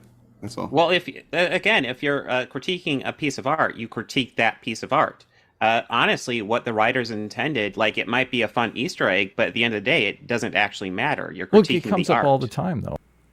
This is coming from the guy that pulled director interviews to praise Ghostbusters for being anti-Christian and then criticizing it for being pro-libertarian. Let's get to the fun part. Adam laid a trap. Van Sciver is like a sexist, and I don't think there's anything wrong with being a sexist. There's far because- more going on with Wait, there's nothing wrong with being a sexist? No, of course not. So you think it's fine? After it was sprung, Adam explained it. Now you're going to say, Are you because are you because memeing, I'm Adam? What's happening with this sexism thing? Well, I feel like, when these guys say sexist, what they mean is like sexist jokes. Like we Oh, is make that what we sexist mean? jokes Is that on what the we show mean? all that's the time. not what Is I that mean at what all. we mean specifically? Because you know So that you earlier in brought this me- conversation, you asked both of us. You said, "Do we believe that men and women should be treated the same and not be judged based on their gender?" And we both said yes. Yes, totally. So Now, it's slimy. I don't know if I agree with it, but goddamn, it worked. And it started out very simply. These guys are very bad critics. They're pushing the wrong ideas. And I don't like the idea that when people want to look up nerd culture stuff, they get these ideas. And obviously, we're not going to agree because obviously you seem to be thinking that, sexism and racism and transphobia now are fine. I said Then, sexism, you piece of fucking shit. You So piece what? of fucking shit. So sex. Once Bob gets 1 point, sexism, he throws everything. Racist, transphobic, without evidence, with nothing to point to. Bob looks for gotchas, and if he thinks he found one, he'll throw everything as if it's fact. Here's the conclusion to Adam's trap card. Turn your brains on. We've had a 2-hour discussion. Obviously, I said in the beginning of the thing, in the very beginning of the debate, I said, please, anyone remember? you said racism was evil. Racism is I remember. evil, right? Yes. That's what you said. Yeah. Okay. Yes. So, Bob, But you think sexism is Bob, fine? Well, Bob, are you a groomer? What the hell? Do you what the groom? fuck does There's even that mean? again. Man, What the that's fuck? honestly a sign of desperation. You like when no, you no, don't wait, keep wait, arms wait. around. man. Okay. It's a sign of desperation. Why and did the you lack just of get confidence angry? in your Wait, arguments why whenever did you reach for wait? that. Why did you Because both because just get you angry? know what that signals to your audience, and it's complete bullshit. Oh, so maybe that's why Adam got angry when you said he was like a racist. Someone gets Who said it he was a now. racist? Someone figured it out. He just Who said, said he's he was cool with racist, sexism. dude? He literally just said he's cool with Bob, sexism. that's what Bob said. Bob he just said he was Literally totally just fine said with he's cool with racism. sexism. Literally.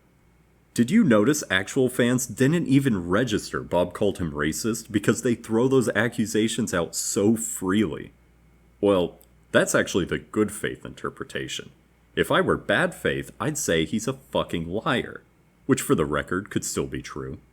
Fast forward after Adam reveals the trap, that he isn't sexist, and Bob doubles down even after it was revealed he had no evidence that he's working on faulty information. Okay.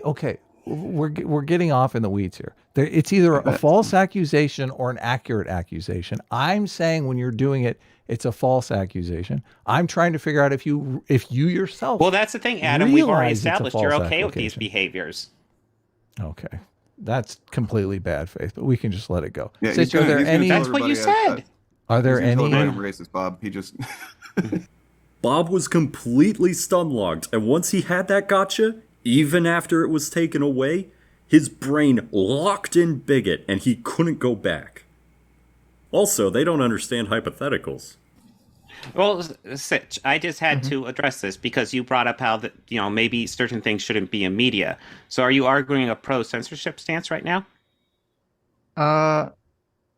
Yeah, I don't think if there was a Marvel movie that was like pro-Nazism, I would not be in favor of that. Well, there's not been a Marvel movie that's pro-Nazism. I know. I'm saying yes. So would that make me in favor of censorship? Like, yeah, if there was, then like, I guess it would. If that was, an example. So I think what the we're talking difference about is between stuff that's harmful and stuff that's not. And I don't think that I'm not a free speech absolutist. I don't think anyone is. I think it's a fantasy position. So like, no one's going to be in favor of Marvel movie coming out in favor of like pedophilia or something. So yeah, right. I'm fine with certain levels of censorship. But that's different. Look, we can't just throw things are different. Yeah, than other things. you're conflating. Like, pedophilia and being a Nazi is not the same as like a woman saying that, hey, women... I never said they. Wait. I never said that. The question was, am I taking a pro-censorship position? Like, yeah. You're arguing that you would. You're arguing that you would censor. Jen just espousing a woman's point of view. I'm getting my point across. You're the one. Wait. I want to hear Bob's full argument. Okay. Well, you're arguing that they shouldn't have Jen essentially just espousing her point of view as a woman, that they shouldn't have that. That's what you're arguing. Like, if we had like a history of, in America or in the world, women were the sex that had controlled everything and had subjugated men, you would then say, well, then what she was saying would be bad because it have a higher likelihood to generate harm in the world. Yeah, I guess in that. Well, first of all, I disagree with the premise of like subjugating. It's a hypothetical. Like, I understand, but I don't know. It's a hypothetical, so there's a whole lot of context I would need to really. Yeah, I'm not going to answer. It's just kind of a trap. Yeah, we're talking about like weird alternate reality crap. Well, why not? Because Hey Bob, how would you feel if you didn't eat breakfast this morning? Unlike our other guest, I am both familiar with and despise our next guy. So in a way, you could almost say this is anti-propaganda, but I still think it's promoting race mixing as basically... EFAP, through a series of clips, showed his racism, anti-Semitism, pedo-adjacency, brigading, hypocrisy, and also just his DSP levels of game incompetence.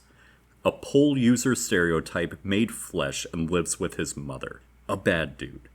On top of that, he decided to inconvenience me personally by making a Fallout show review so bad that for a good chunk of time, if you criticized the show, people would think you were against race mixing. His review came out during the honeymoon phase when no one was criticizing this dog shit show. First impressions make a difference, and he tainted the discourse. It's like getting accused of workplace harassment, and the first person to defend you is Bill Cosby. Anyway, Bob found an honest-to-God racist after all this time. I wonder what he'll say. He gets hazed by all the other Brotherhood of Steel initiates, and he gets saved by a trans man. I'm not joking. What? What? That was a woman. So this is 100% mistake on my part. SyntheticMan is correct. Zelia Mendez-Jones is a trans man. This is something I never picked up on watching the series and only stumbled across midway through this video. I wish to apologize because for a little bit I will be misgendering them. This is my bad. Holy shit, Bob, what the fuck are you doing? This video is a low-effort stream clip that took you a maximum of 2 hours. As an anti-bigot, why would you upload and broadcast yourself misgendering someone so it gets more exposure than the original stream? I don't really care about trans stuff, but even I didn't misgender them in my review. Are the views you got on this video more important than your beliefs? Let's talk about this show, because I care more about that anyway. Just baffling he would do that. Impact, and then heads into the armory and grabs a fucking trank gun. I guess all the real guns were already gone. And do they have real guns in the vault? She may not have access to real guns. I kind of assume she didn't have access to them. She witnessed. Both these people huff paint. SyntheticMan, yes, the Raiders emptied the armory of lethals. That was kind of the whole point. Bob, we are shown Lucy shooting guns in the vault. You saw the clip already in this video. anything about Fallout lore, you would know that the NCR dominated this territory, brought civilization back to it. There is no way in hell that Vault 33 was not contacted over the course of 100 years. And of course, to address the... You know, I didn't know that part of the lore, but watching the series, that makes sense, because the fall of the New Republic of California, spoiler, the fall of it is an element of the goddamn series. Holy shit. Before Shady Sands fell, it was around for 135 years. That is over a century of not finding a nearby vault in an iconic location. Yeah, how dare they have a fully developed black character with a complete arc that runs throughout the series. How dare they do that? Jesus Christ. Max rages when his friend succeeds, gets blamed for assault and promoted, assaults his squire because he is too dumb to tell the truth and say a bear killed Night Titties, abandons all principles when given snacks in Vault 4 until Lucy gets dragged away, betrays the Brotherhood and gets promoted again, thinks sending an army after Lucy is a good plan to keep her safe. Max is brain dead, fickle morals at best, and fails upwards. Horrible character. His complete arc is failing upwards. But hey, Bob is a themes guy. Maybe he can wrap it up with a win. It is? Well, I don't know about the entire message of the franchise, but the message of the Amazon series was quite clear.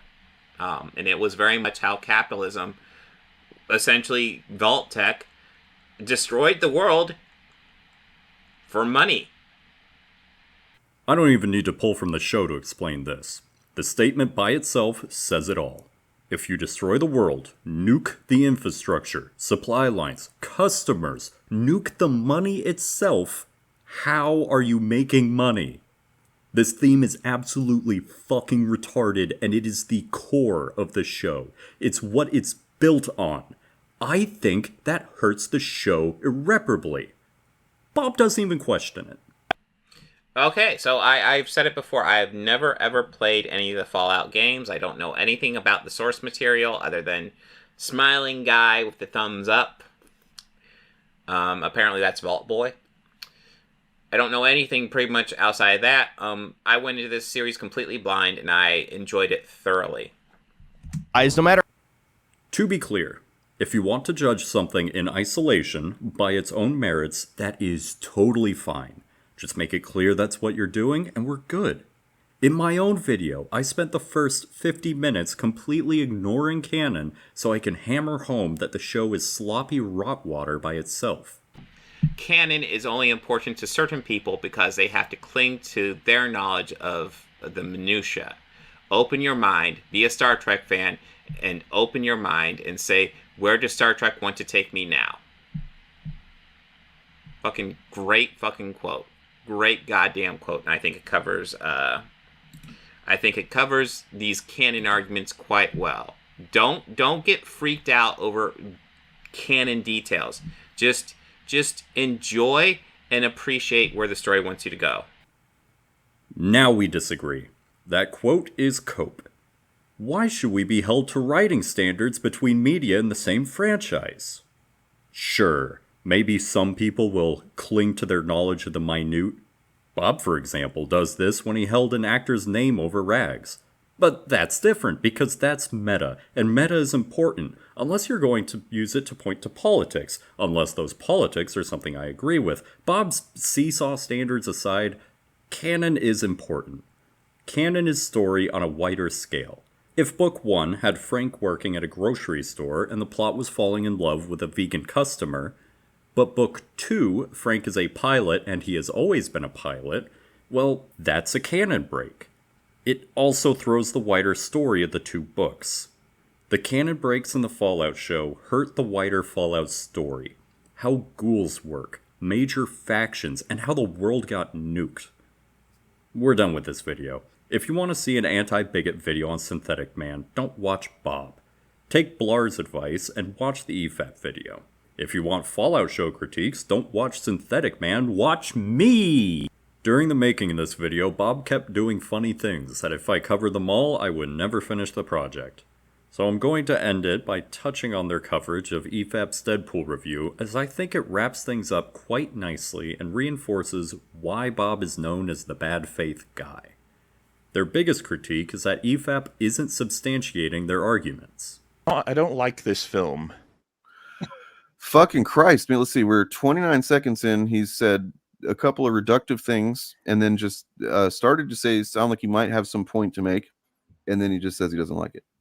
Okay. So listen, we've just started this video, but why haven't you laid out all your arguments for why No, you it don't seems like weird that we haven't seen any evidence that the film is bad yet. Like, Yeah. Come on, man. You've had 30 Watch and recommend. Can I just say that, like, so far, maybe they get into the deepest criticism ever in the remaining however many minutes, but like so far, this has been the most superficial fucking commentary on the movie that I'm surprised. These guys are objective film viewers. Objectively, they spent 3 minutes right now around there. Just going, I don't like it. Yeah, appealing to their specific preferences and their emotions about things, right? Yeah. Yeah. 3 or 4 years. Oh, okay. So wow, it's really hard to nail down what they think about this movie. Yeah.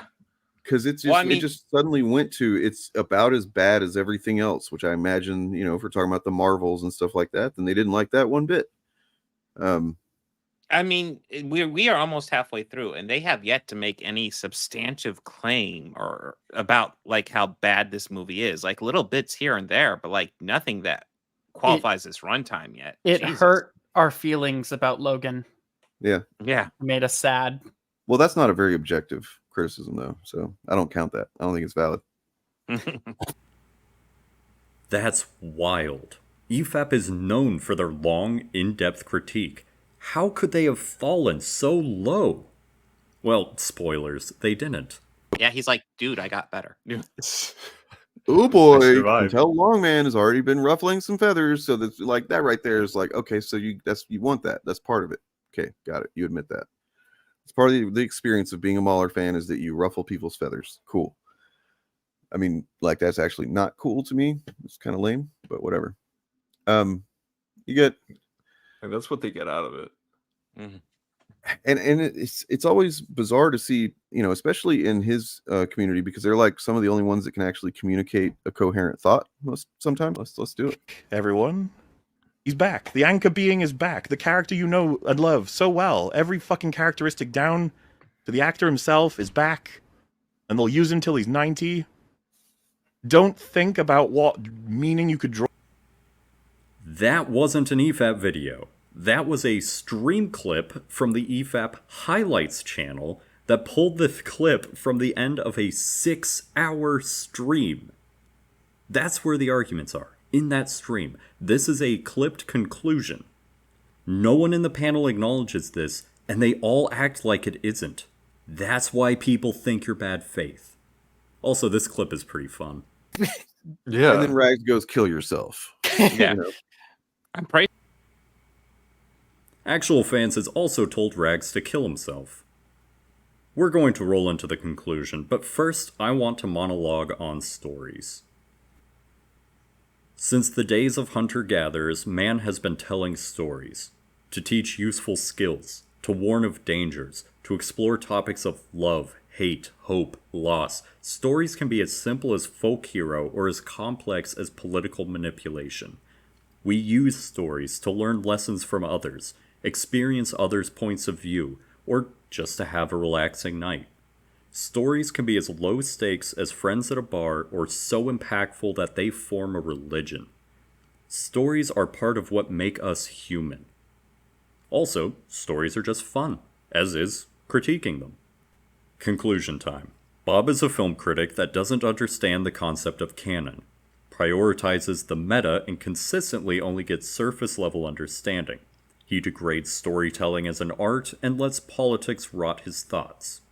He's converted his channel into a drama channel, where he makes baseless accusations because he can't understand other people's perspectives. Whenever he establishes a standard, he will break it himself. When debating, he will force assertions, circle, ignore explanations, and lie. My heart isn't completely ice. I do feel empathy for Bob. He's had a tough ride. So, even though I'm in no position to give advice, I'm gonna do it anyway. People who critique you are worth listening to because they have honest opinions. Anyone who says you shouldn't pursue your passion are just haters and should be ignored. Bob, I've been rude, but my advice is genuine. Take a break from YouTube. 2 to 3 weeks should do it. Reflect and consider what you want to do with your channel and your life. Channel first, and in case you need motivation, I'll speak a language you understand. Due to your content and mission, you have become a representative of the left and anti-bigotry. A small representative, sure, but when you look dumb, you make the positions you stand for look dumb, and you are hurting the position you fight for. You should want to be better. Stop posting stream clips on your main channel. You already have a second channel that you aren't using that would be perfect for it. Save your main channel for higher effort videos and streaming. Give off the best first impression you can to new viewers. If you insist on covering so-called bigots, try to understand their arguments. Try to see their point of view. If you still disagree with them and argue against their interpretations in good faith, your arguments will be so much stronger. And try to be consistent. Don't search for gotchas, search for understanding. Think on that during your break. I said, if you insist, because you suck at responses and it would take a lot to improve, but also I know nothing I could say would stop you. But it's not all negatives. You actually do have strengths. Potential. Use your meta to discuss actors and directors' previous works' influence on whatever movie. Or you're a comics guy. Compare characters in new movies to their comic book counterparts. You have a film degree and worked on a movie set. Try breaking down a scene by explaining camera angles and tricks and stuff like that. Hell, use your engineering knowledge if you can to discuss realism when applicable in a film. That would be neat. There's a market for this stuff, and it's not the hate content you make now. You can even make second channel stuff like this by reacting to videos and adding your expertise in those fields. You got options. On your personal life, I'll keep it short and blunt. You are fat. You will die early with a lower quality of life as fat-related conditions start to stack and you feel your body break down and your brain chemistry is played like a pogo stick. The condition of fat is contagious through habits. Children of fats are more likely to become fat themselves. Fat is not an intrinsic quality. Eat healthy, eat measured portions, exercise. Do it for yourself and your children. Take your professional life seriously. Spell electrical engineering correctly. Do something to make yourself more attractive to employers. If not in the engineering field, then at least something nice and neutral like volunteer work. And take organized chaos off your fucking LinkedIn. Employers will see that and see you're obsessed and spiteful. Honestly, go through all your socials and start scrubbing. I shouldn't be able to find all this with a Google search, and employers will do the same. Prediction: Bob will never see this, and if he does, he'll ignore my advice. I want Bob to make more content. Either improve and be more interesting, or don't and continue being a laughingstock. Either way, I'm happy. Final statement: Bob defends calling black people Uncle Tom. Downplays what he considers to be racial slurs when used on people he doesn't like. Doesn't understand feminism. Mocks pronouns in his bio, and broadcasts his misgendering. By Bob's standards, he has a pattern of behavior of bigotry, and yet he preaches the opposite and has a Patreon. So by his standards, he is a bigot and a grifter, and I am the supreme ally. Kiss my feet. Breaking news, we ain't done yet, don't go nowhere. I said I wanted Bob to keep making content, and I was serious. So serious that I decided to financially support him and become an organized chaos executive producer. A totally unintended consequence, I promise, is that I got access to his Patreon Discord and paywalled content. One moment to highlight.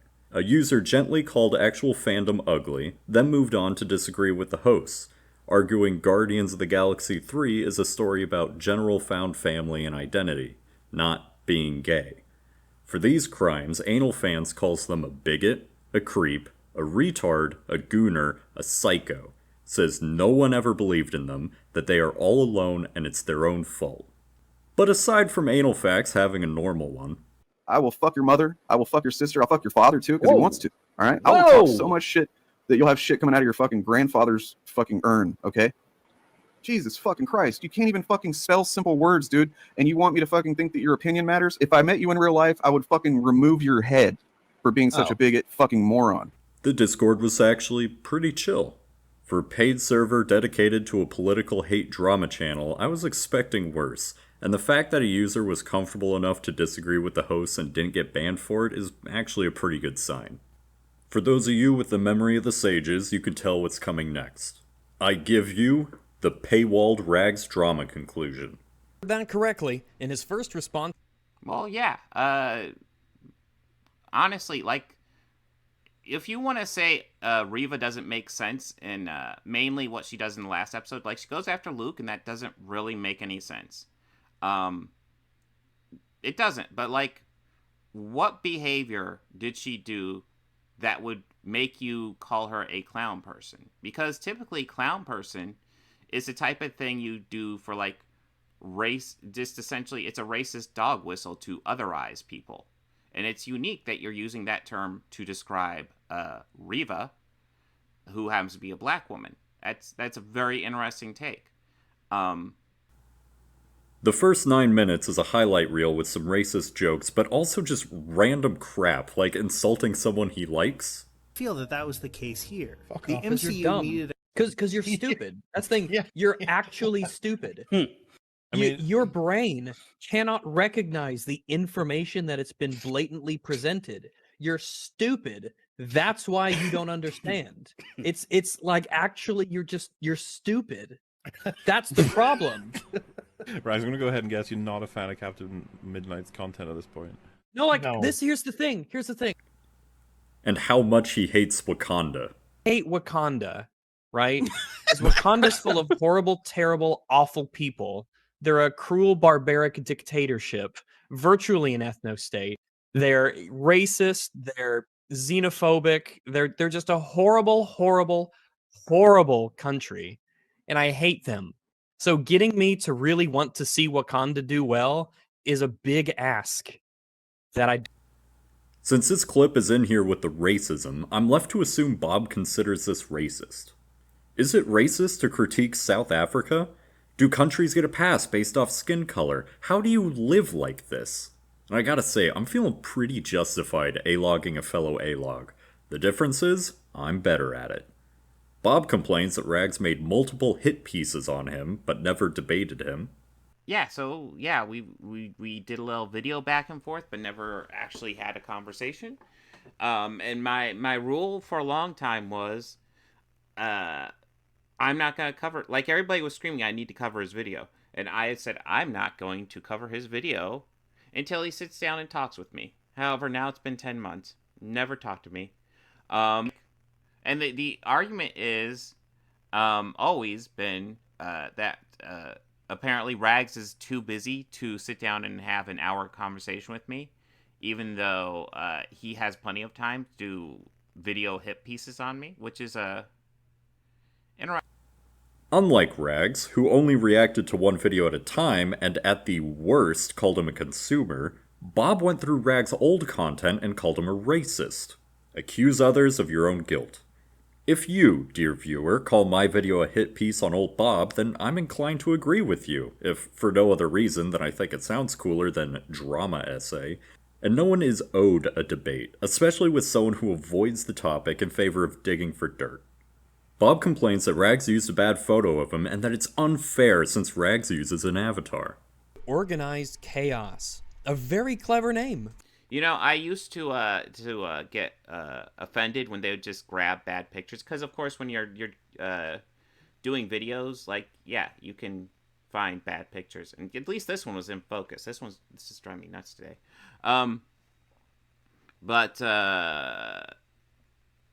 Yeah, you know, it used to drive me nuts, but now I said fuck it, and I just do it to them. Because it's obnoxious. And Rags is hiding behind a cartoon avatar, so he will never have a frame like this. I've seen a lot of your content now, Bob. That isn't a bad photo, it's probably one of your better ones. More importantly, there are pros and cons to face camming.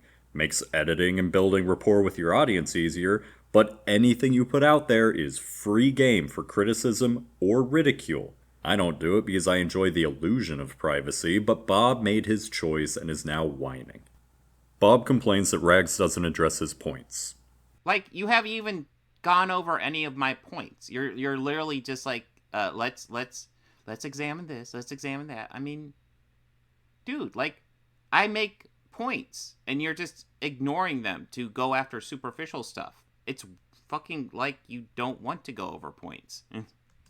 Like, you haven't even addressed any points I've made, and instead you're just critiquing every word. What the? No wonder this is 2.5 hours long. My God, bro, get a life. Like, when you analyze shit like this closely, like, you can't be living, right? To any fucking points yet, Rags. This is what you do. You just mindlessly have made fun of me without even bothering to actually listen to anything I say. That's how you do a hit piece, I guess. Rags is responding to your whole video. He isn't addressing any points in your intro because you aren't making any points. If that's not the style you like, that's fine. However, Bob ignores Rags' points of Bob attacking a straw man. I think you're being hyperbolic and ridiculous, but whatever, man. Well, considering that it is not my opinion that Kenobi is the worst thing ever, and that is an opinion that you have assigned to me that does not match reality, and then you call that hyperbolic, do I need to say more? I do think that if you're being hyperbolic about my supposed hyperbolic statements, then that would be ironic, wouldn't it? I do care that you act like I mean, I know that probably still happens a lot, but man, my camera's off. So I wonder if I'm ever going to fix the camera here, because honestly, that is driving me nuts. Which he doubles down on later. Calling it the worst thing ever and insulting it because it has stuff like a character of Riva who is a black woman, and simply for that character existing, or like how you claims Rags is only negative, then blatantly ignores his video defending Andor from an anti-woke channel. Or like watched a show and said, hey, this is a good show, you guys should watch it. Have you ever done anything like that? Because everything I see from you is fucking negative as fuck. You know what? All you're doing is bashing on people. That's it. Okay. So anyone who plays Starfield as a cop, I assume he's bashing Starfield. Responding to Mandalorian Season 3. They loved bashing that one. Here's some Rings of Power video. I'm sure he was very positive on that. And the cream of the crop. All those bad things, yeah. To be fair, I know you're just gonna skip over this part, but what I just played there, or what you just played me doing there, where you just assume all of these terrible attributes about a person so easily and willingly, I feel like that's something that you should probably address. It's a really nasty thing to do. All in all, you should avoid doing that. It's very telling about your character. We're still talking about nerdrotic and not me. I thought this video was about me. As we already clearly established, I am quite conceited, so yes, this is good writing for Rags. He is within character. Rags the dog would be very out of place in a Disney Star Wars television show. Here's a recent tweet from him where he's replying to Chris Evans simply saying Sam Wilson is Captain America. Okay. Rags. Danny, don't go after Lucifer. Lucifer is a friend of the channel, man. Relax. So what had Danny so upset? Not the comments Rags has sent my way. I have not sent any comments your way. I have... No way. Wait. Are you telling me... So, like, this is actually something I try to do. I don't know if you ever do it, Rags, but, like, guys, do not go to these guys' channels. Do not engage in their comments because it just helps them out. It does. If you really want to argue with guys on the internet, go into my comments. There's tons of them in my comments. But yeah, don't pester these guys. Don't even bother downvoting their videos. Just ignore them. If you really want to see their content, watch me watch it. Sent you. Bob often complains about other creators sending their fans after him. Viewers are individuals that do what they want, and it's awfully rich for Bob to complain about this when in this chat alone we have Danny the Spammer and someone that finds doxing hilarious. Now, I'm not blaming their behaviors on Bob, but I am saying his complaints of other people's fans falls flat when this is his community. Bob outright lies. Remember when he skipped past the meat shield argument? Or they are the assassination of characters, like Obi-Wan allowing Darth Vader to live at the end, or yes. How does it not break canon? Do you think it's a little strange that before you even say anything to engage with what I've said, you skip ahead in my video? That's kind of it's just weird. It's weird, okay? It's really strange behavior. Did I skip ahead? I didn't intend to. This is him doing conspiracy theory stuff. Do I skip ahead? The assassination, or yes. How does it not break canon? Do you think it's a little strange that before you even say anything to engage with what I've said, you skip ahead in my video? That's kind of it's just weird. It's well, I'll say this: it wasn't intentional. Weird, okay? It's really strange behavior. It just kind of looks like. I mean, if you've ever used the YouTube slider, it's not that precise. Like your priority here is to get away. Doesn't matter how precise a slider is, that's not how you pause. You leaned forward to do this. This wasn't an accident. It is a lie, and you don't want to admit it. Now, I won't be showing any Bob's wins because I couldn't find any, but I'll do the next best thing. Bob's understanding. Yeah, that's a good point, Wascrom fan. I wasn't really thinking about that. Yeah, well, I mean, you could say valid's a weird word choice, again. Superficial. Yeah, no, usually nitpicks are kind of superficial. I think that's a better word choice. You could argue superficial issues are valid, I guess. That's the thing. Like, so if there's enough superficial issues like that could be a serious problem with the show. Like, if there's so many superficial issues you can't get around it, that's fine. Here, because I feel like I don't know. If you want to argue, they should do more to establish why he can't kill him. I think that's valid. I think that's a legit criticism. Darth Vader commits more. I clip these out of context for Bob's benefit, as directly before and or after these statements, he says Rags doesn't say this, or he does a whataboutism, or a racism claim, or whatever. This doesn't matter, but it's funny. Bob doesn't believe in voice training. Yes, Rags. Listen, you're right. I should go to the doctor and have surgery to change my vocal cords. Just to make some dog on the internet happy? And takes 4 minutes to find out what he said. Oh, they said it's snow. Sorry, they said it's snow? Whoa, they said it's snow. You see, I'm going to be honest. I legitimately don't know what you said there. This is why I started off with the pronunciation thing. It's actually important. You need to pronunciate well, or else... Okay, so he's cutting that up so poorly, I actually don't know.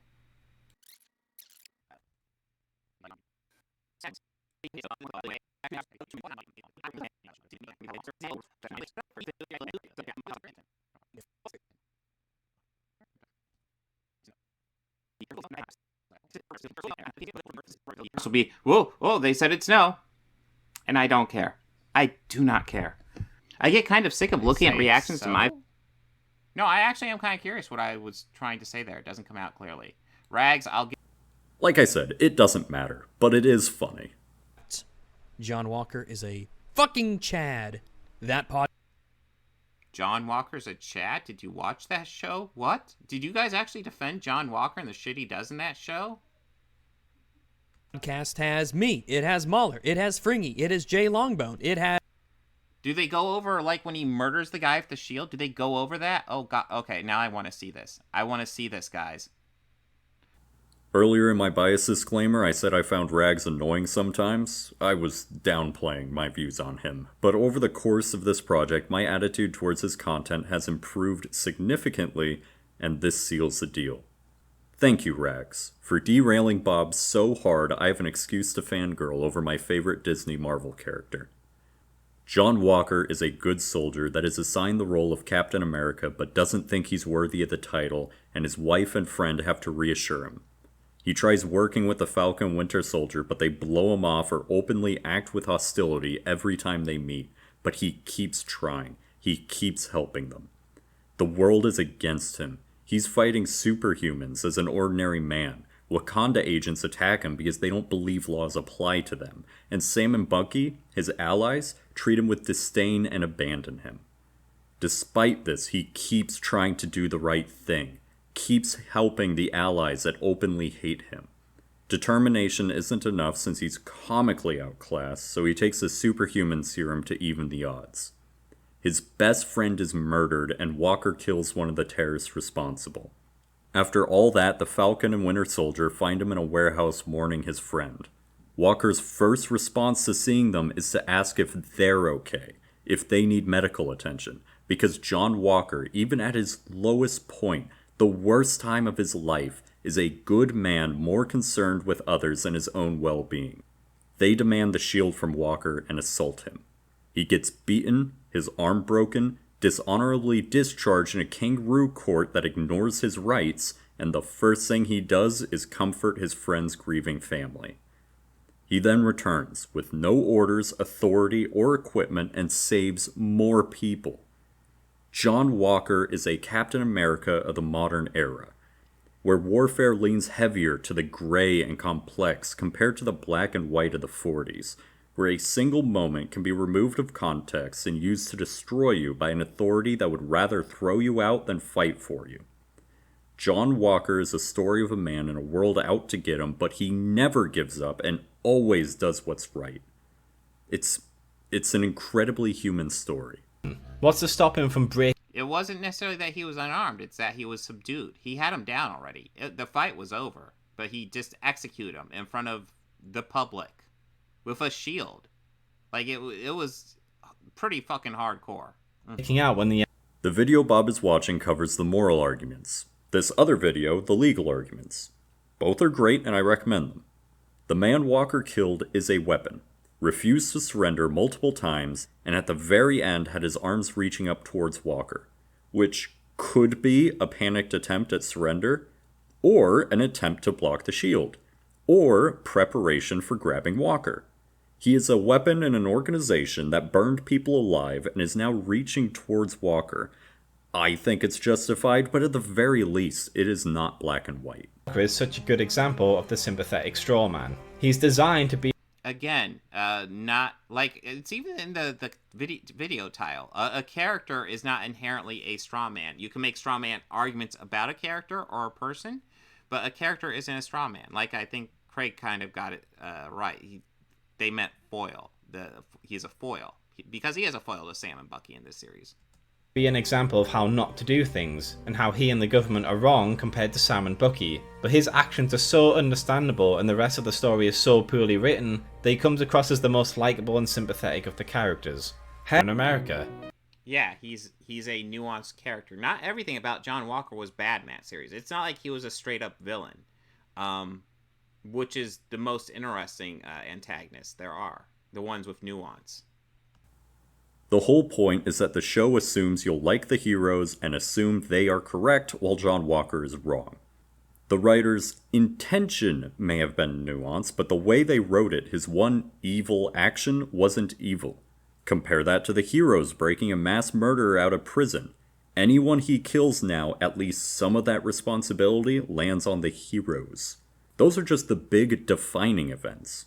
John Walker consistently does the right thing and tries to help, while the protagonists blow him off, assault him, and simp for the mass murderer that's stealing humanitarian aid to concentrate it with her people instead of letting it get divided across everyone who needs it. The protagonists are consistently being shitty and unlikable, while the show is pushing us to like them and dislike John Walker. They seem to think John Walker is a bad guy, but didn't write him that way.